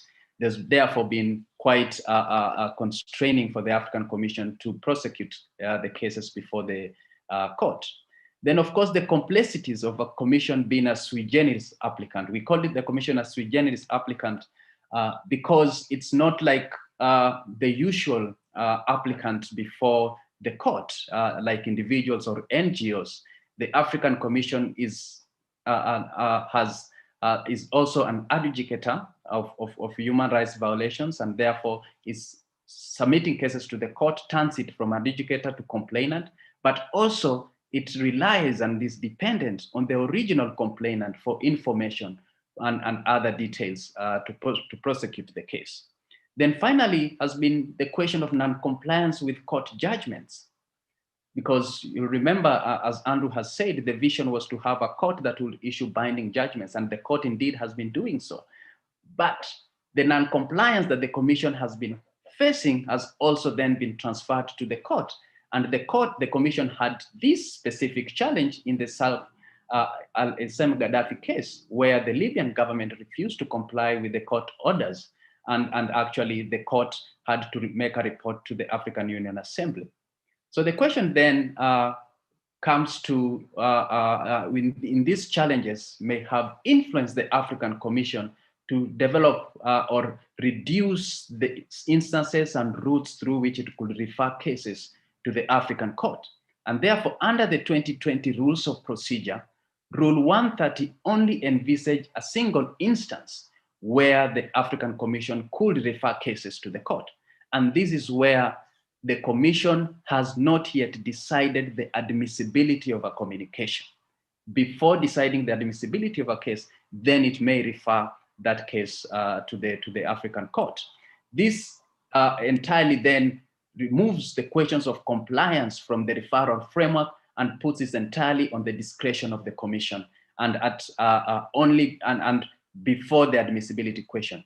In terms of implications, this raises the question whether the Commission cannot even look into the communication and see whether there is prima facie evidence of admissibility.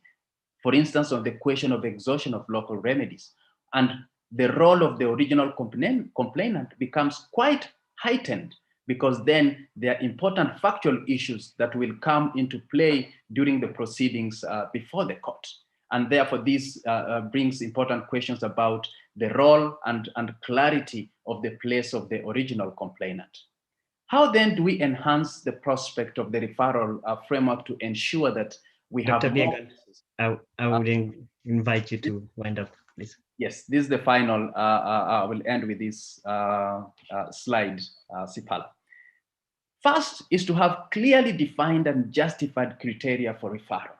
And here maybe we may borrow from Article 44 of the Inter-American Commission on Human Rights Rules of Procedure that provides a list of some of the criteria, some of the guidelines that guides the Commission in referring cases to the court in the Inter-American system. Then secondly is to have clearly defined role of the original complainant in the court proceedings. Joint legal teams, for instance, to formulate case strategy, prepare pleadings, decision-making, to assist the court, the Commission in litigating and prosecuting the cases or communications before the court. Then perhaps a more radical approach going forward is that the Commission should adopt a presumption of referral of all communications filed against parties to the African Court Protocol. So essentially, all the 31 members if cases filed before the Commission are filed against the 31 members of the African Court Protocol, the Commission should think perhaps going forward of forwarding these cases directly to the African Court. Of course, there is arguments that may arise that this may then be circumventing Article 34.6 and turning and rendering in the end, perhaps, redundant the protective mandate of the African Commission. But we must remember that Decision 1015, for instance, is already trying to think of such a kind of review. Then finally, perhaps it may be important to revert to avenues under Rule 118 of the 2010 Rules of Procedure, and trying to address the concerns that led to the dropping of those scenarios under Rule 118 by approaching the question of referral to what Professor Franz, for instance, refers to as purposive and cooperative complementarity, where the court, for instance, would not be looking into questions of admissibility or into every detail of questions that were risen before the African Commission. In conclusion, Sipala, I think the referral system is a partial source of respect to the state backlash. In the end, ultimately, universal ratification and deposit of Article 34.6 declaration remains important. Then there is a need, of course, to unpack the principle of complementarity to see how it works out in practice, and sustain engagement between the court and the commission to tease out practical aspects of complementarity. And then finally, there is a need for defined framework for engagement between the commission and the original complainant in relation to referred cases. Thank you, Sipala and the moderator. Thank you, Andrew Songa and Dr. Japheth Biegun, for your excellent presentation. This second paper weaves quite beautifully from the first, discussing questions of systemic interaction of the institutions within the Afghan human rights system, in particular the complementarity. Fun fact, it took 10 years for the Inter-American system to begin its complementarity system, and individuals have no access to the Inter-American Court. And between 1978 and 1988, before Velasquez Rodriguez and Gordina Cruz were first filed, there was a similar situation as what we are facing. And so maybe again, the reflections of our two panelists today point to a future where the complementarity makes the system work more effectively. I'll continue to encourage our participants to make their questions to the Q&A window. If you may, please also identify to whom you'd like the question to go to, just to facilitate the responses. I'd like to introduce the third presenter, Professor Ebenezer Duriaye. I hope I'm not massacring your name, Prof. Professor Duriaye is a professor of law and head of the Socioeconomic Rights Program at the Dula Omar Institute at the University of Western Cape. His research interests include human rights with a focus on socioeconomic rights, issues such as poverty and human rights, sexual and reproductive health and rights, intersection between human rights and health decisions, a rights-based approach to non-communicable diseases in Africa, the intersection between culture and women's rights in Africa, women's health and adolescent sexual and reproductive health rights. From 2012 to 2014, he provided technical support to the UN Special Rapporteur on extreme poverty on human rights. Professor Duriaye's paper fits precisely into the conversation that was reflected on by Dr. Derso at the beginning on the effects of the pandemic, the COVID-19 pandemic, and the highlights it brings on what we have to do and what needs to be done, what improvements have come from the system on refers to human rights to health. Professor Duriaye, please, the floor is yours. Thank you very much and good morning, everyone. First, I need to just crave your indulgence that due to some technical issues, I will not be putting on my video. I will just speak so that you can hear me clearly, so that we avoid the challenges of that may arise out of that. And that's communicated that to the organizer to let them know that. Yeah. So thank you for giving me this opportunity. In the next 15 minutes, I will be talking as to my paper, the contribution, critically reviewing the contribution made by the African human rights system to our understanding of the right to health. I need to enter a caveat, although in my title reflects the African human rights system, but in my discussion of the interpretation of the relevant instrument, my focus was on the work of the African Commission on Human and People's Rights. So just to make that clear. In the opening remarks, the chairperson of the commission did mention the uniqueness of the African Charter in time, you know, in the fact that it combines both civil and political, socio-economic, and people's right together in one document. That's very, very unique of the African Charter. And so my paper will be looking at how the African human rights system has made its own contribution to our understanding of the right to health. And what I've done is that I started by tracing the origin of the right to health. As we know, the right to health originates from that international level. So I look at it from Article 55 of the UN Charter, which are the first instrument that refer to right to health. Looking at Article 25 of the Universal Declaration of Human Rights, 1948. Prior to that, I had looked at the preamble to the WHO Constitution, where also make reference to the right to health, saying that the right to health is a human right of every individual. Then I look at specific instruments under the UN level, which explicitly recognize the right to health. Looking at Article 12 of the International Covenant on Economic, Social, Cultural Rights, Article 12 of the Convention on All Forms of Elimination Against Discrimination Against Women, the CEDAW. They're looking at Article 24 of the Convention on the Right of the Child, Article 25 of the Convention on the Right of Persons with Disabilities, and also made reference to some regional human rights instruments, the European Union, the Inter-American System, and of course, Article 16 of the African Charter on Human and People's Rights. And then I tried to also look at what I call champions of health and human rights. As you know, that the understanding of the right to health has been given some interpretation. Scholarly writings has assisted us in understanding better what the right to health means. And if you recall Article 38 of the ICJ, which says that one of the sources of international law should be the writing of experts.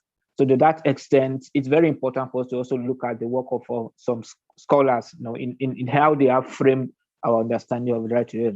So in this regard, I look at few scholars, at the international level and then at the African region. I look at the work of Jonathan Mann, a medical doctor, the late Jonathan Mann. Is credited to have started the Health and Rights movement in 1994, where he was the director at WHO, in charge of HIV and AIDS. And one of the important contributions John Mann and his colleagues made to our understanding of the right to health has to do with how health policies, programs, and laws can have implication for the enjoyment of human rights. At that point in time, it was critical of some measures and policies adopted by states relating to it in order to address HIV, which effect was could have serious implication for enjoyment of human rights. So he argued that any policy that has to be made in order to address pandemic or epidemic must always consider the implication for enjoyment of human rights. As you know, this submission by Mann is very relevant to the current situation we are facing, where states are adopting restrictive measures in order to curb the spread of COVID-19. And some of these measures could have serious implications for enjoyment of human rights of people. I also look at the work of Paul Farmer, also a medical doctor. He wrote a very influential book, Pathologies of Health and Health, Human Rights, and the War Against the Poor. A very, very seminal work where he tries to make the link that enjoyment of health to health cannot be possible unless we address some social issues like hunger, like sanitation, like housing. So this brings us to the fact of the relevance of social determinants of health to the enjoyment of right. I look at the work of Alicia Yamen, who has worked on the issue of equality, especially for vulnerable groups, women and girls, and how it can impact the enjoyment of the right to health. On the African scene, I look briefly at the work of scholars like Charles Ngwena, who has written extensively on how the impact of unsafe abortion on the right to health of women and girls in the continent, and then looking at the work of Tamale,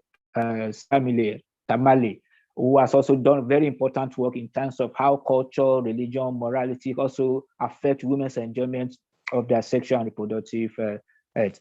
And then I move on to look at the contribution specifically of the African human rights system. And what I did in that region, first of all, I look at some normative framework, some of those instruments and what they have said in terms of the framing of the right to health in those instruments.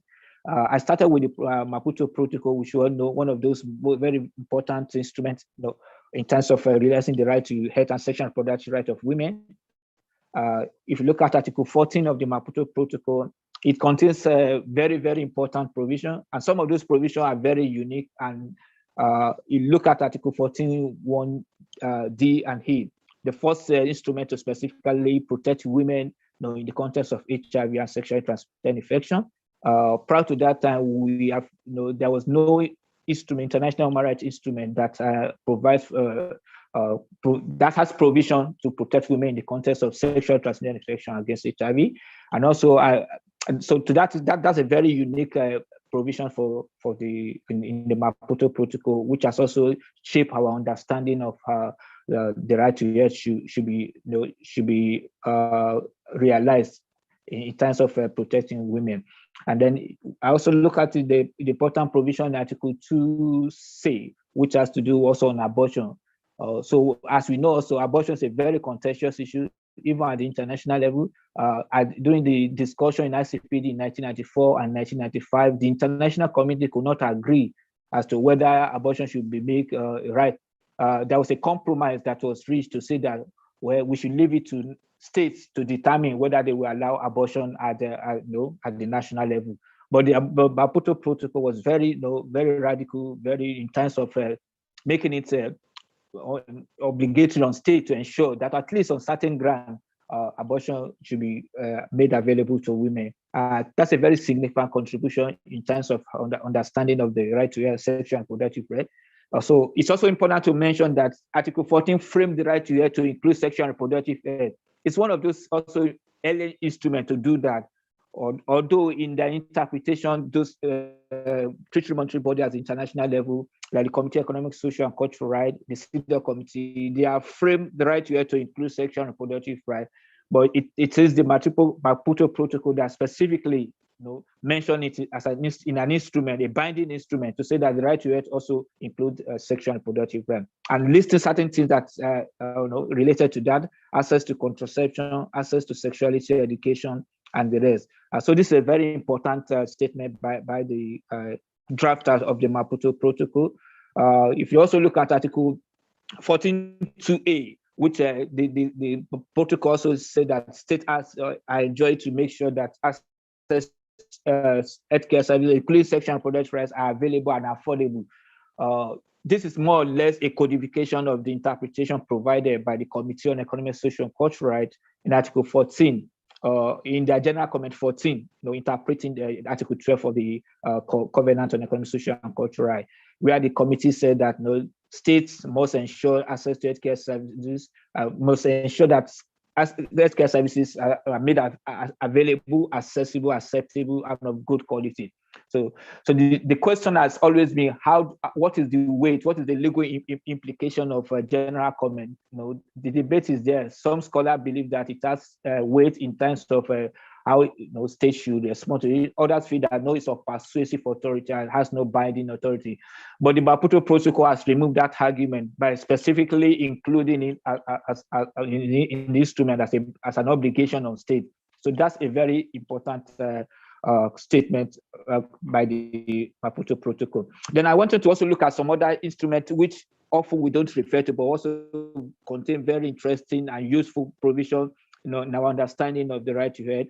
I look at the African Youth Charter, which was adopted in 2006 and came into force in 2009. If you look at Article also 16 of the African Youth Charter, very detailed and comprehensive provision on the right to health of youths. I think it is commendable. I'm not aware of any other, either at the international level, even at the regional level, that has a specific human rights instrument to protect the right of the youth. And so to that extent, that's a very important also contribution made by the African human rights system. Article 16 talks about the right to health, recognizing state has the obligation to realize the right to physical, mental, and spiritual health. So it's an interesting that the spiritual health has been added as part of obligation of state to ensure that the youth must enjoy not only physical and mental, but also spiritual health.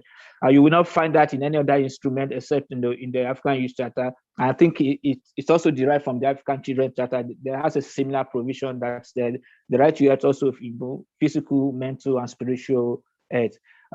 And this must be, the drafter must have been thinking of the peculiarity of African situation. That's why spirituality was also included as part of the protection of the right to health.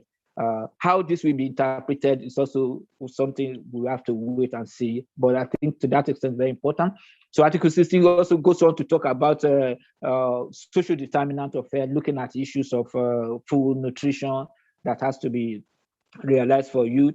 And more importantly, it obligates states to take action in order to address pandemics such as HIV, tuberculosis, and malaria. And I think in my interpretation of that provision is very important in that, it's not exhaustive, it's just merely illustrative, so that the current situation we are facing in terms of the COVID-19 will also come into place to say that states have the obligation to take steps in order to address that. That kind of a specific provision urging states to address pandemic, is a very important provision contained in the Youth Charter. Another instrument which I look at, which also was adopted in 2016, is the Protocol of the African Charter on the Rights of Older Persons. Sadly enough, that protocol has not come into force because we have not, African state has refused to ratify so that we can achieve the 15 state that requirement that for you to come before. But if you look at that, that's also another unique characteristic of the human rights system. You will never see any other at the international or regional level any specific instrument addressing the right of older person. So to that extent, it's an important contribution that the African human rights system has made. And if you look at Article 15, specifically relating to the right to health of older persons, it guarantees the right of older persons and obligates states to ensure that health insurance is made available for older people, and that healthcare providers are made to undergo training in relation to the healthcare services of older persons. So I think that's a very important,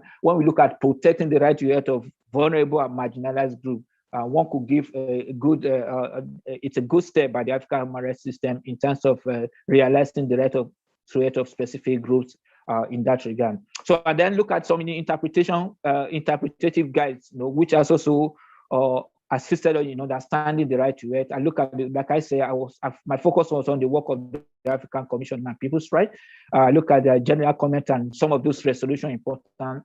So a few of them was the resolution adopted in 2008 on maternal mortality as human rights issue, where the African Commission declared that maternal mortality was as a state of emergency in Africa, framing it as a violation of women's rights to health, to life, to dignity, and to non-discrimination, as the case may be. So at that point in time, that resolution was very important and very powerful in that the mortality death in Africa was very, very high on the high side.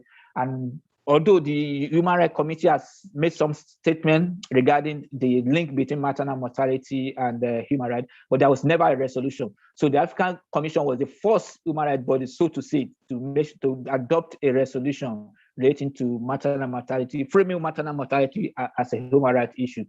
A year or two after that, then the Human Rights Council adopted its first resolution on maternal mortality, and many of those drawing from the experience of the African Commission in terms of its resolution adopted in 2010. And we also see that there has been the Commission since 2012 has started moving towards adoption of general comment. And so we've seen the general comments, 2 general comments was adopted, the first 2 on the Maputo Protocol, on trying to clarify state obligation in relation to Article 40, which I discussed earlier on in terms of its uniqueness, in terms of its progressive nature.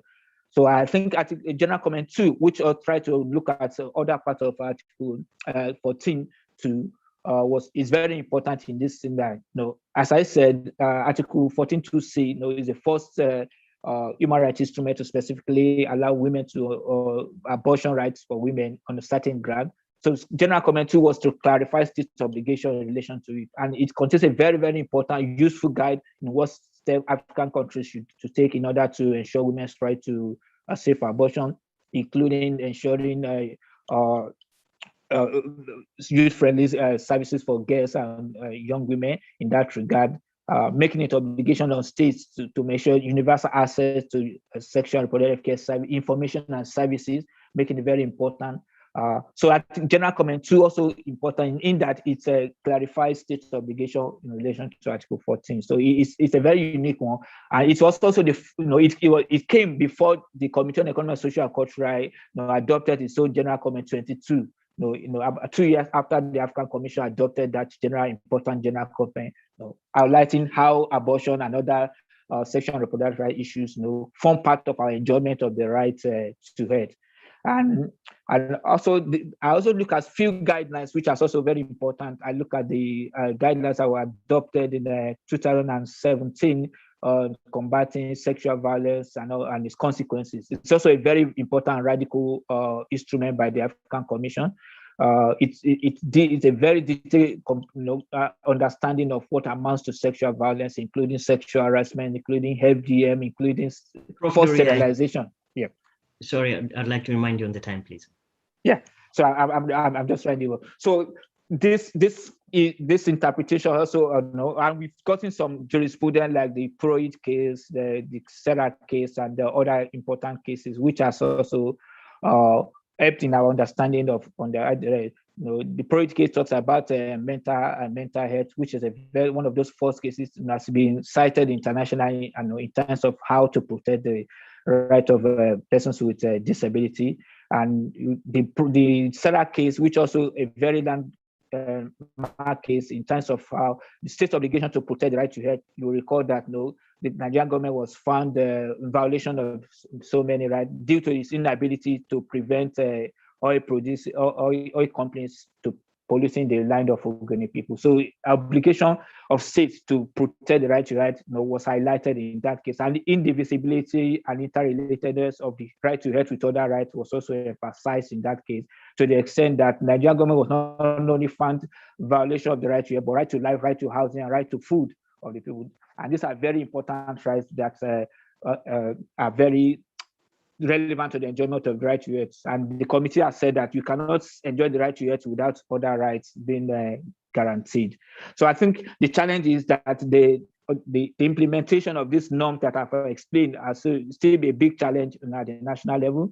We are still seeing that some states are yet to even to ratify important instruments like the Protocol to the Right of Older Persons. Is sad that most African countries are still not ratified that instrument. We also seen the challenge of the interference with the work of the African Commission, which make it difficult for the Commission to live up to its bidding in terms of realizing, protecting the right to health. That has been alluded to in the previous discussion. So I think civil society, academia, all of us, like Professor Heyns has written, that we have an important role to play in terms of ensuring that some of these norms are made effectively implemented at the national level. Then I'd like to stop at that. Thank you, Prof. Doriai, for your presentation, having taken us through the right to health concerns and advances that have been advanced by the African human rights system, sexual and reproductive health rights, particularly being explicit and progressive in the Maputo Protocol. You raised the question of the African Youth Charter, the Older Persons Protocol, having broached new and specific provisions for respected rights holders, and the particular soft law of the African Commission and the case law, beginning with the excellent Purohit decision of 2003. And I continue to welcome questions from the participants. Please place your questions in the Q&A. I'd like to point out that since we are quite behind schedule, that the panelists will respond to the questions on the Q&A panel. So please do place them there, because we will not have a specific Q&A session. I'd like to welcome Professor Anika Rudman to present the last paper for this panel, which is on the material jurisdiction of the African Court, which again had been foreshadowed by the comments of Dr. Eno. Professor Rudman is Professor of Public Law, Public International Law at the Faculty of Law at the University of Stellenbosch. She is Senior Fellow at the St. John's Center for International Comparative Law in New York, and a visiting professor at the Southern and Eastern African Regional Center for Women's Law in Harare. Prof, the floor is yours. Thank you very much for that kind introduction, Chair, and greetings, colleagues and friends from a very cold and rainy Stellenbosch today. It's good to speak to you on this important occasion. So in the conference brief that invited us all to commemorate and celebrate Professor Heyns' life and legacy alongside the marking of the 40 years that have passed since the African Charter was adopted, there was a specific reference, and we've spoken about it this morning, to his seminal article, The African Regional Human Rights System in Need of Reform. Now, in his article, Professor Heyns presented many different perspectives on the reforms that he considered necessary to strengthen the African human rights system. I was particularly interested in following up on some of Heyns' concerns regarding the material jurisdiction of the court. And in my analysis, of course, I had the benefit of the fact that hindsight is 2020, but Heyns' foresight in terms of what he predicted as problematic with the court's material jurisdiction is really unparalleled.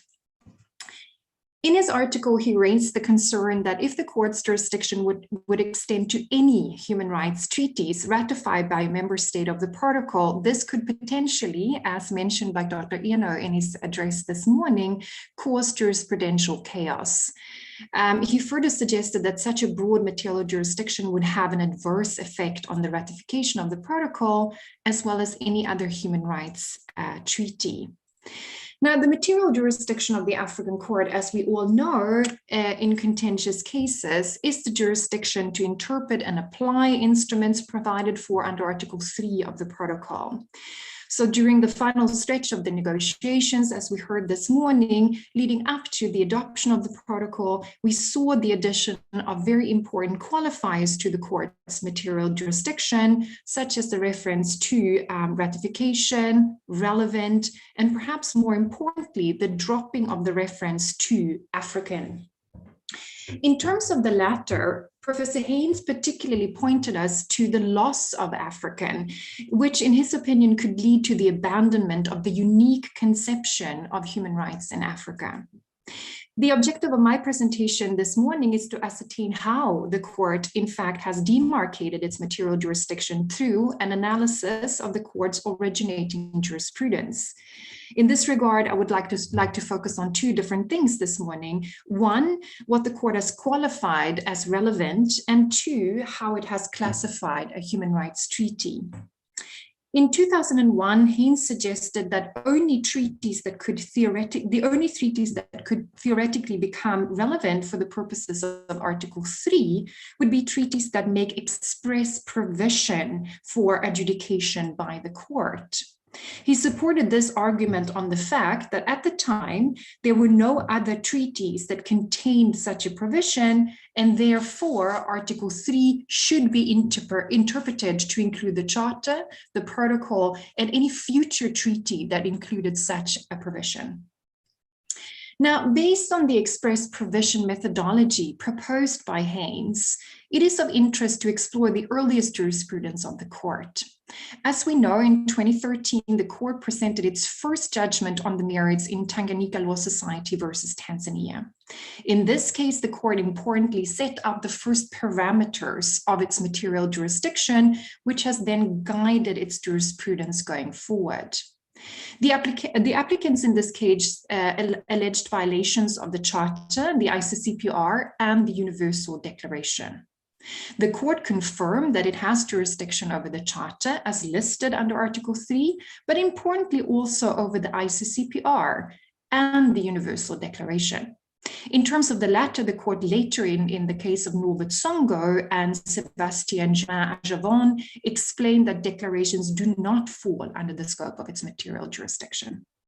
In its finding, the court did not, however, find it necessary to consider the application of the ICCPR as it had considered the alleged violations under the Charter. The court clarified, importantly, that it interprets Article 3 to enable it to assume jurisdiction over UN treaties, such as the ICCPR, but that it will not resort to the application of such treaties when the Charter finds application in a comparable manner. It concluded that it does in fact exercise jurisdiction over the entire body of human rights treaties that have been ratified by a specific state party to the protocol, but importantly established a hierarchy of sources. In the following case, the Nobutsongo case, 3 of the 4 deceased individuals on behalf of which the claims were presented to the courts were journalists. Therefore, considering Article 66 of the revised ECOWAS Treaty, specifically ensuring the respect of the right of journalists, the court took a different approach to the one developed in Tanganyika Law Society.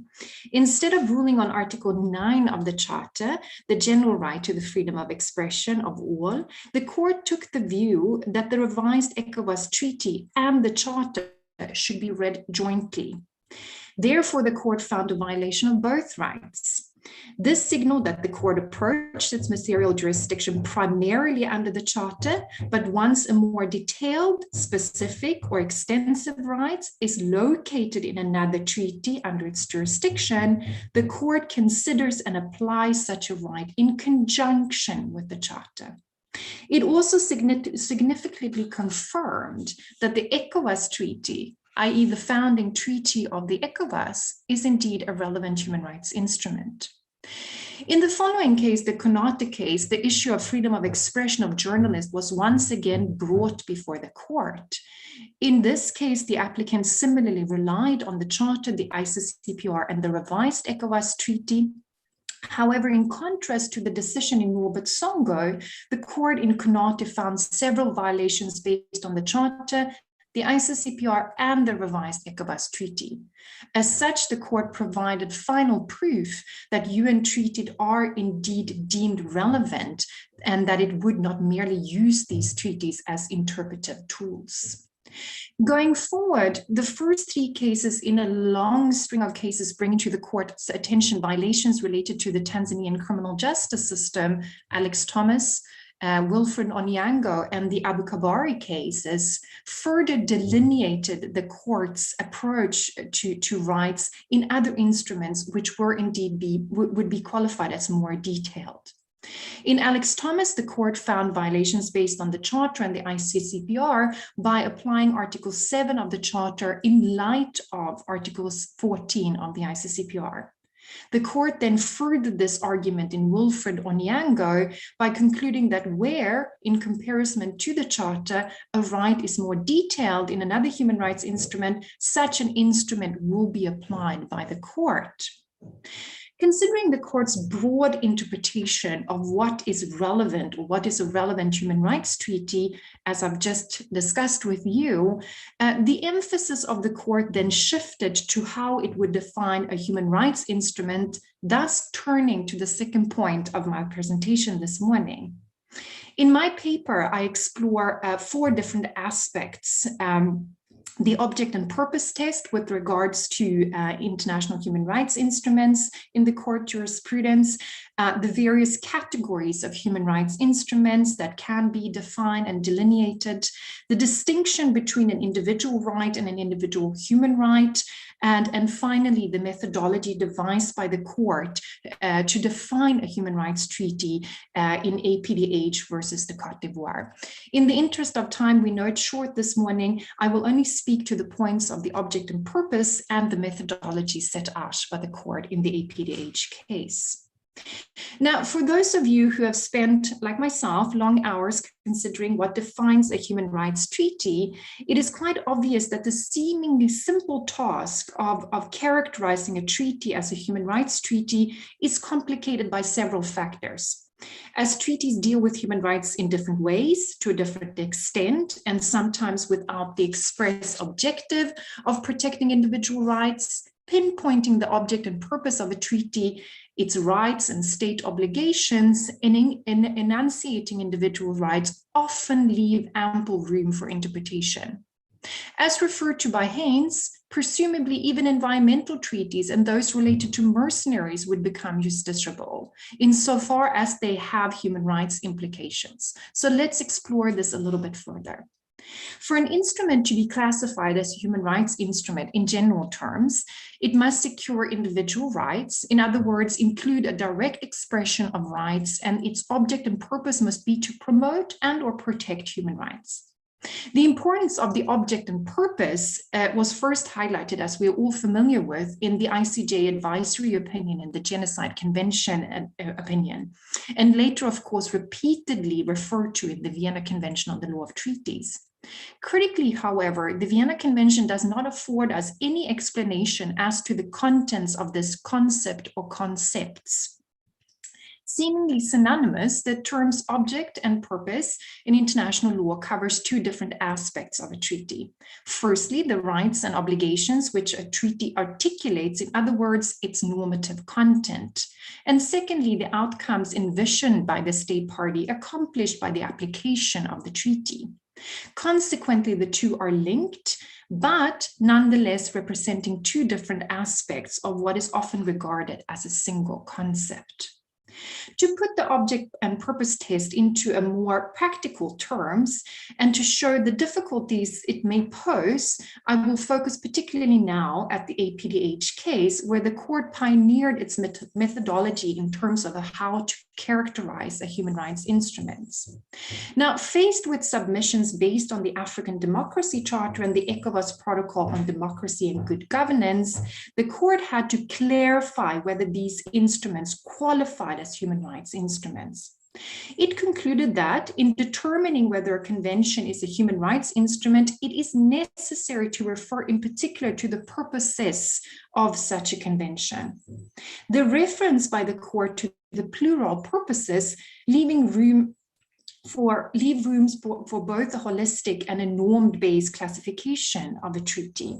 Such purposes, the court explained, are revealed by either an express enunciation of the subjective rights of individuals or by mandatory obligations on state parties for the consequent enjoyment of such rights. The explicit expression of subjective rights is, according to the court, illustrated by the provisions which directly confer the right in question. Now, the main critique, and I describe this in my paper that can be directed at the APDH judgment, is not aimed at the conclusion of the court to classify the African Democracy Charter and the ECOWAS Protocol as human rights treaty per se. Instead, it is the fact that the court did not perhaps systematically engage with the different aspects of the test devised by it that presents a real challenge. The point of departure in the protocol and subsequently in the test is that each and every treaty must be judged in its own right, based only on its purpose and intimately linked with the presence of expressly articulated rights, or where such rights can be derived from express state obligations.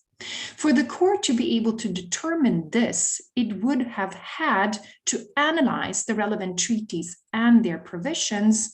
However, this was never done. Instead, the court investigated whether the relevant provisions of the African Democracy Charter and the ECOWAS Protocol were aimed at implementing the right to participate in the Charter. In this regard, the court arguably asked the wrong question, one could argue. It asked whether the relevant articles in the Democracy Charter and the ECOWAS Protocol implement an existing right in the Charter, not whether these articles in themselves contain a legal entitlement which speaks to the object and purpose of that particular treaty. On the face of it, this relates to the prominence given to the Charter. This hierarchy, however, does not have any direct foundation, I would argue, in the protocol. To extend the court's material jurisdiction to treaties that merely implement the provisions of the Charter does not provide any rigor to the material mandate of the court. It has been suggested, and rightly so in my opinion, that the using of the intention to implement a provision in the African Charter test would stretch the court's jurisdiction too far, again echoing Heinz' concerns. On the reverse, it would also prevent the court from applying human rights treaties that protects rights that are not guaranteed in the Charter, leaving much room for interpretation and legal uncertainty. In conclusion, in referring to Heinz' argument that the Charter would become just a treaty among many, as I alluded to in the title of my paper, this is contested by the jurisprudence of the court. The court has established a clear hierarchy of sources where the Charter is the primary source. To some extent, as I've argued, the Charter may even have gained too much superiority when reflected against the wording of Article 3. In addition, considering the argument of the disappearance of the distinct African from the continental system by applying international treaties, possibly succumbing in Heyns' words to the globalization and universalism in its most pervasive form, there are some arguments against such a position.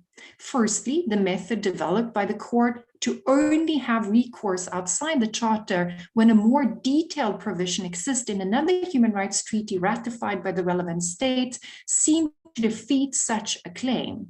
The read together approach also effectively guards against the total disappearance of the African.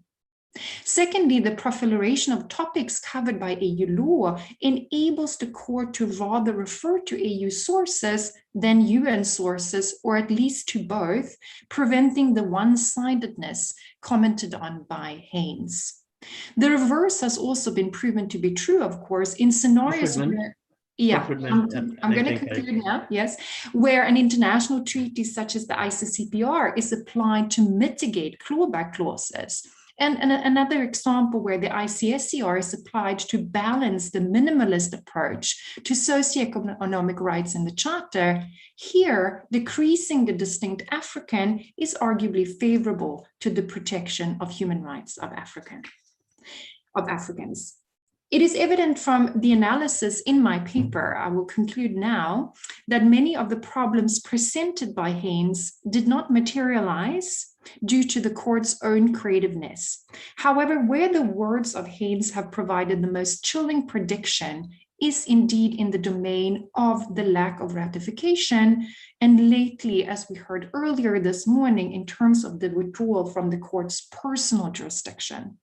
In terms of the latter, even though this was not the main focus of my presentation this morning, there is a clear link between how the court has interpreted its material jurisdiction and such withdrawals. Since its adoption 23 years ago, only 31 states have ratified the protocol, and only one ratification, that one of the DRC, has taken place in the last 5 years. Added to this is the dismal number of states that have accepted and then maintained their optional jurisdiction of the court to hear complaints of individuals, currently standing at only 6 states. In this regard, Heyns' warning that the wider discretion granted to judges, the more unpredictable the system becomes, and the less likely states are to submit themselves to the system and to remain committed to its success, prompts us 20 years later to once again consider the possibility of reforming the system, remembering that a system based entirely on state consent, there even well-executed discretion based on the wording of the law can easily lead to the downfall of the system. I thank you for your attention this morning. Thank you, Chair.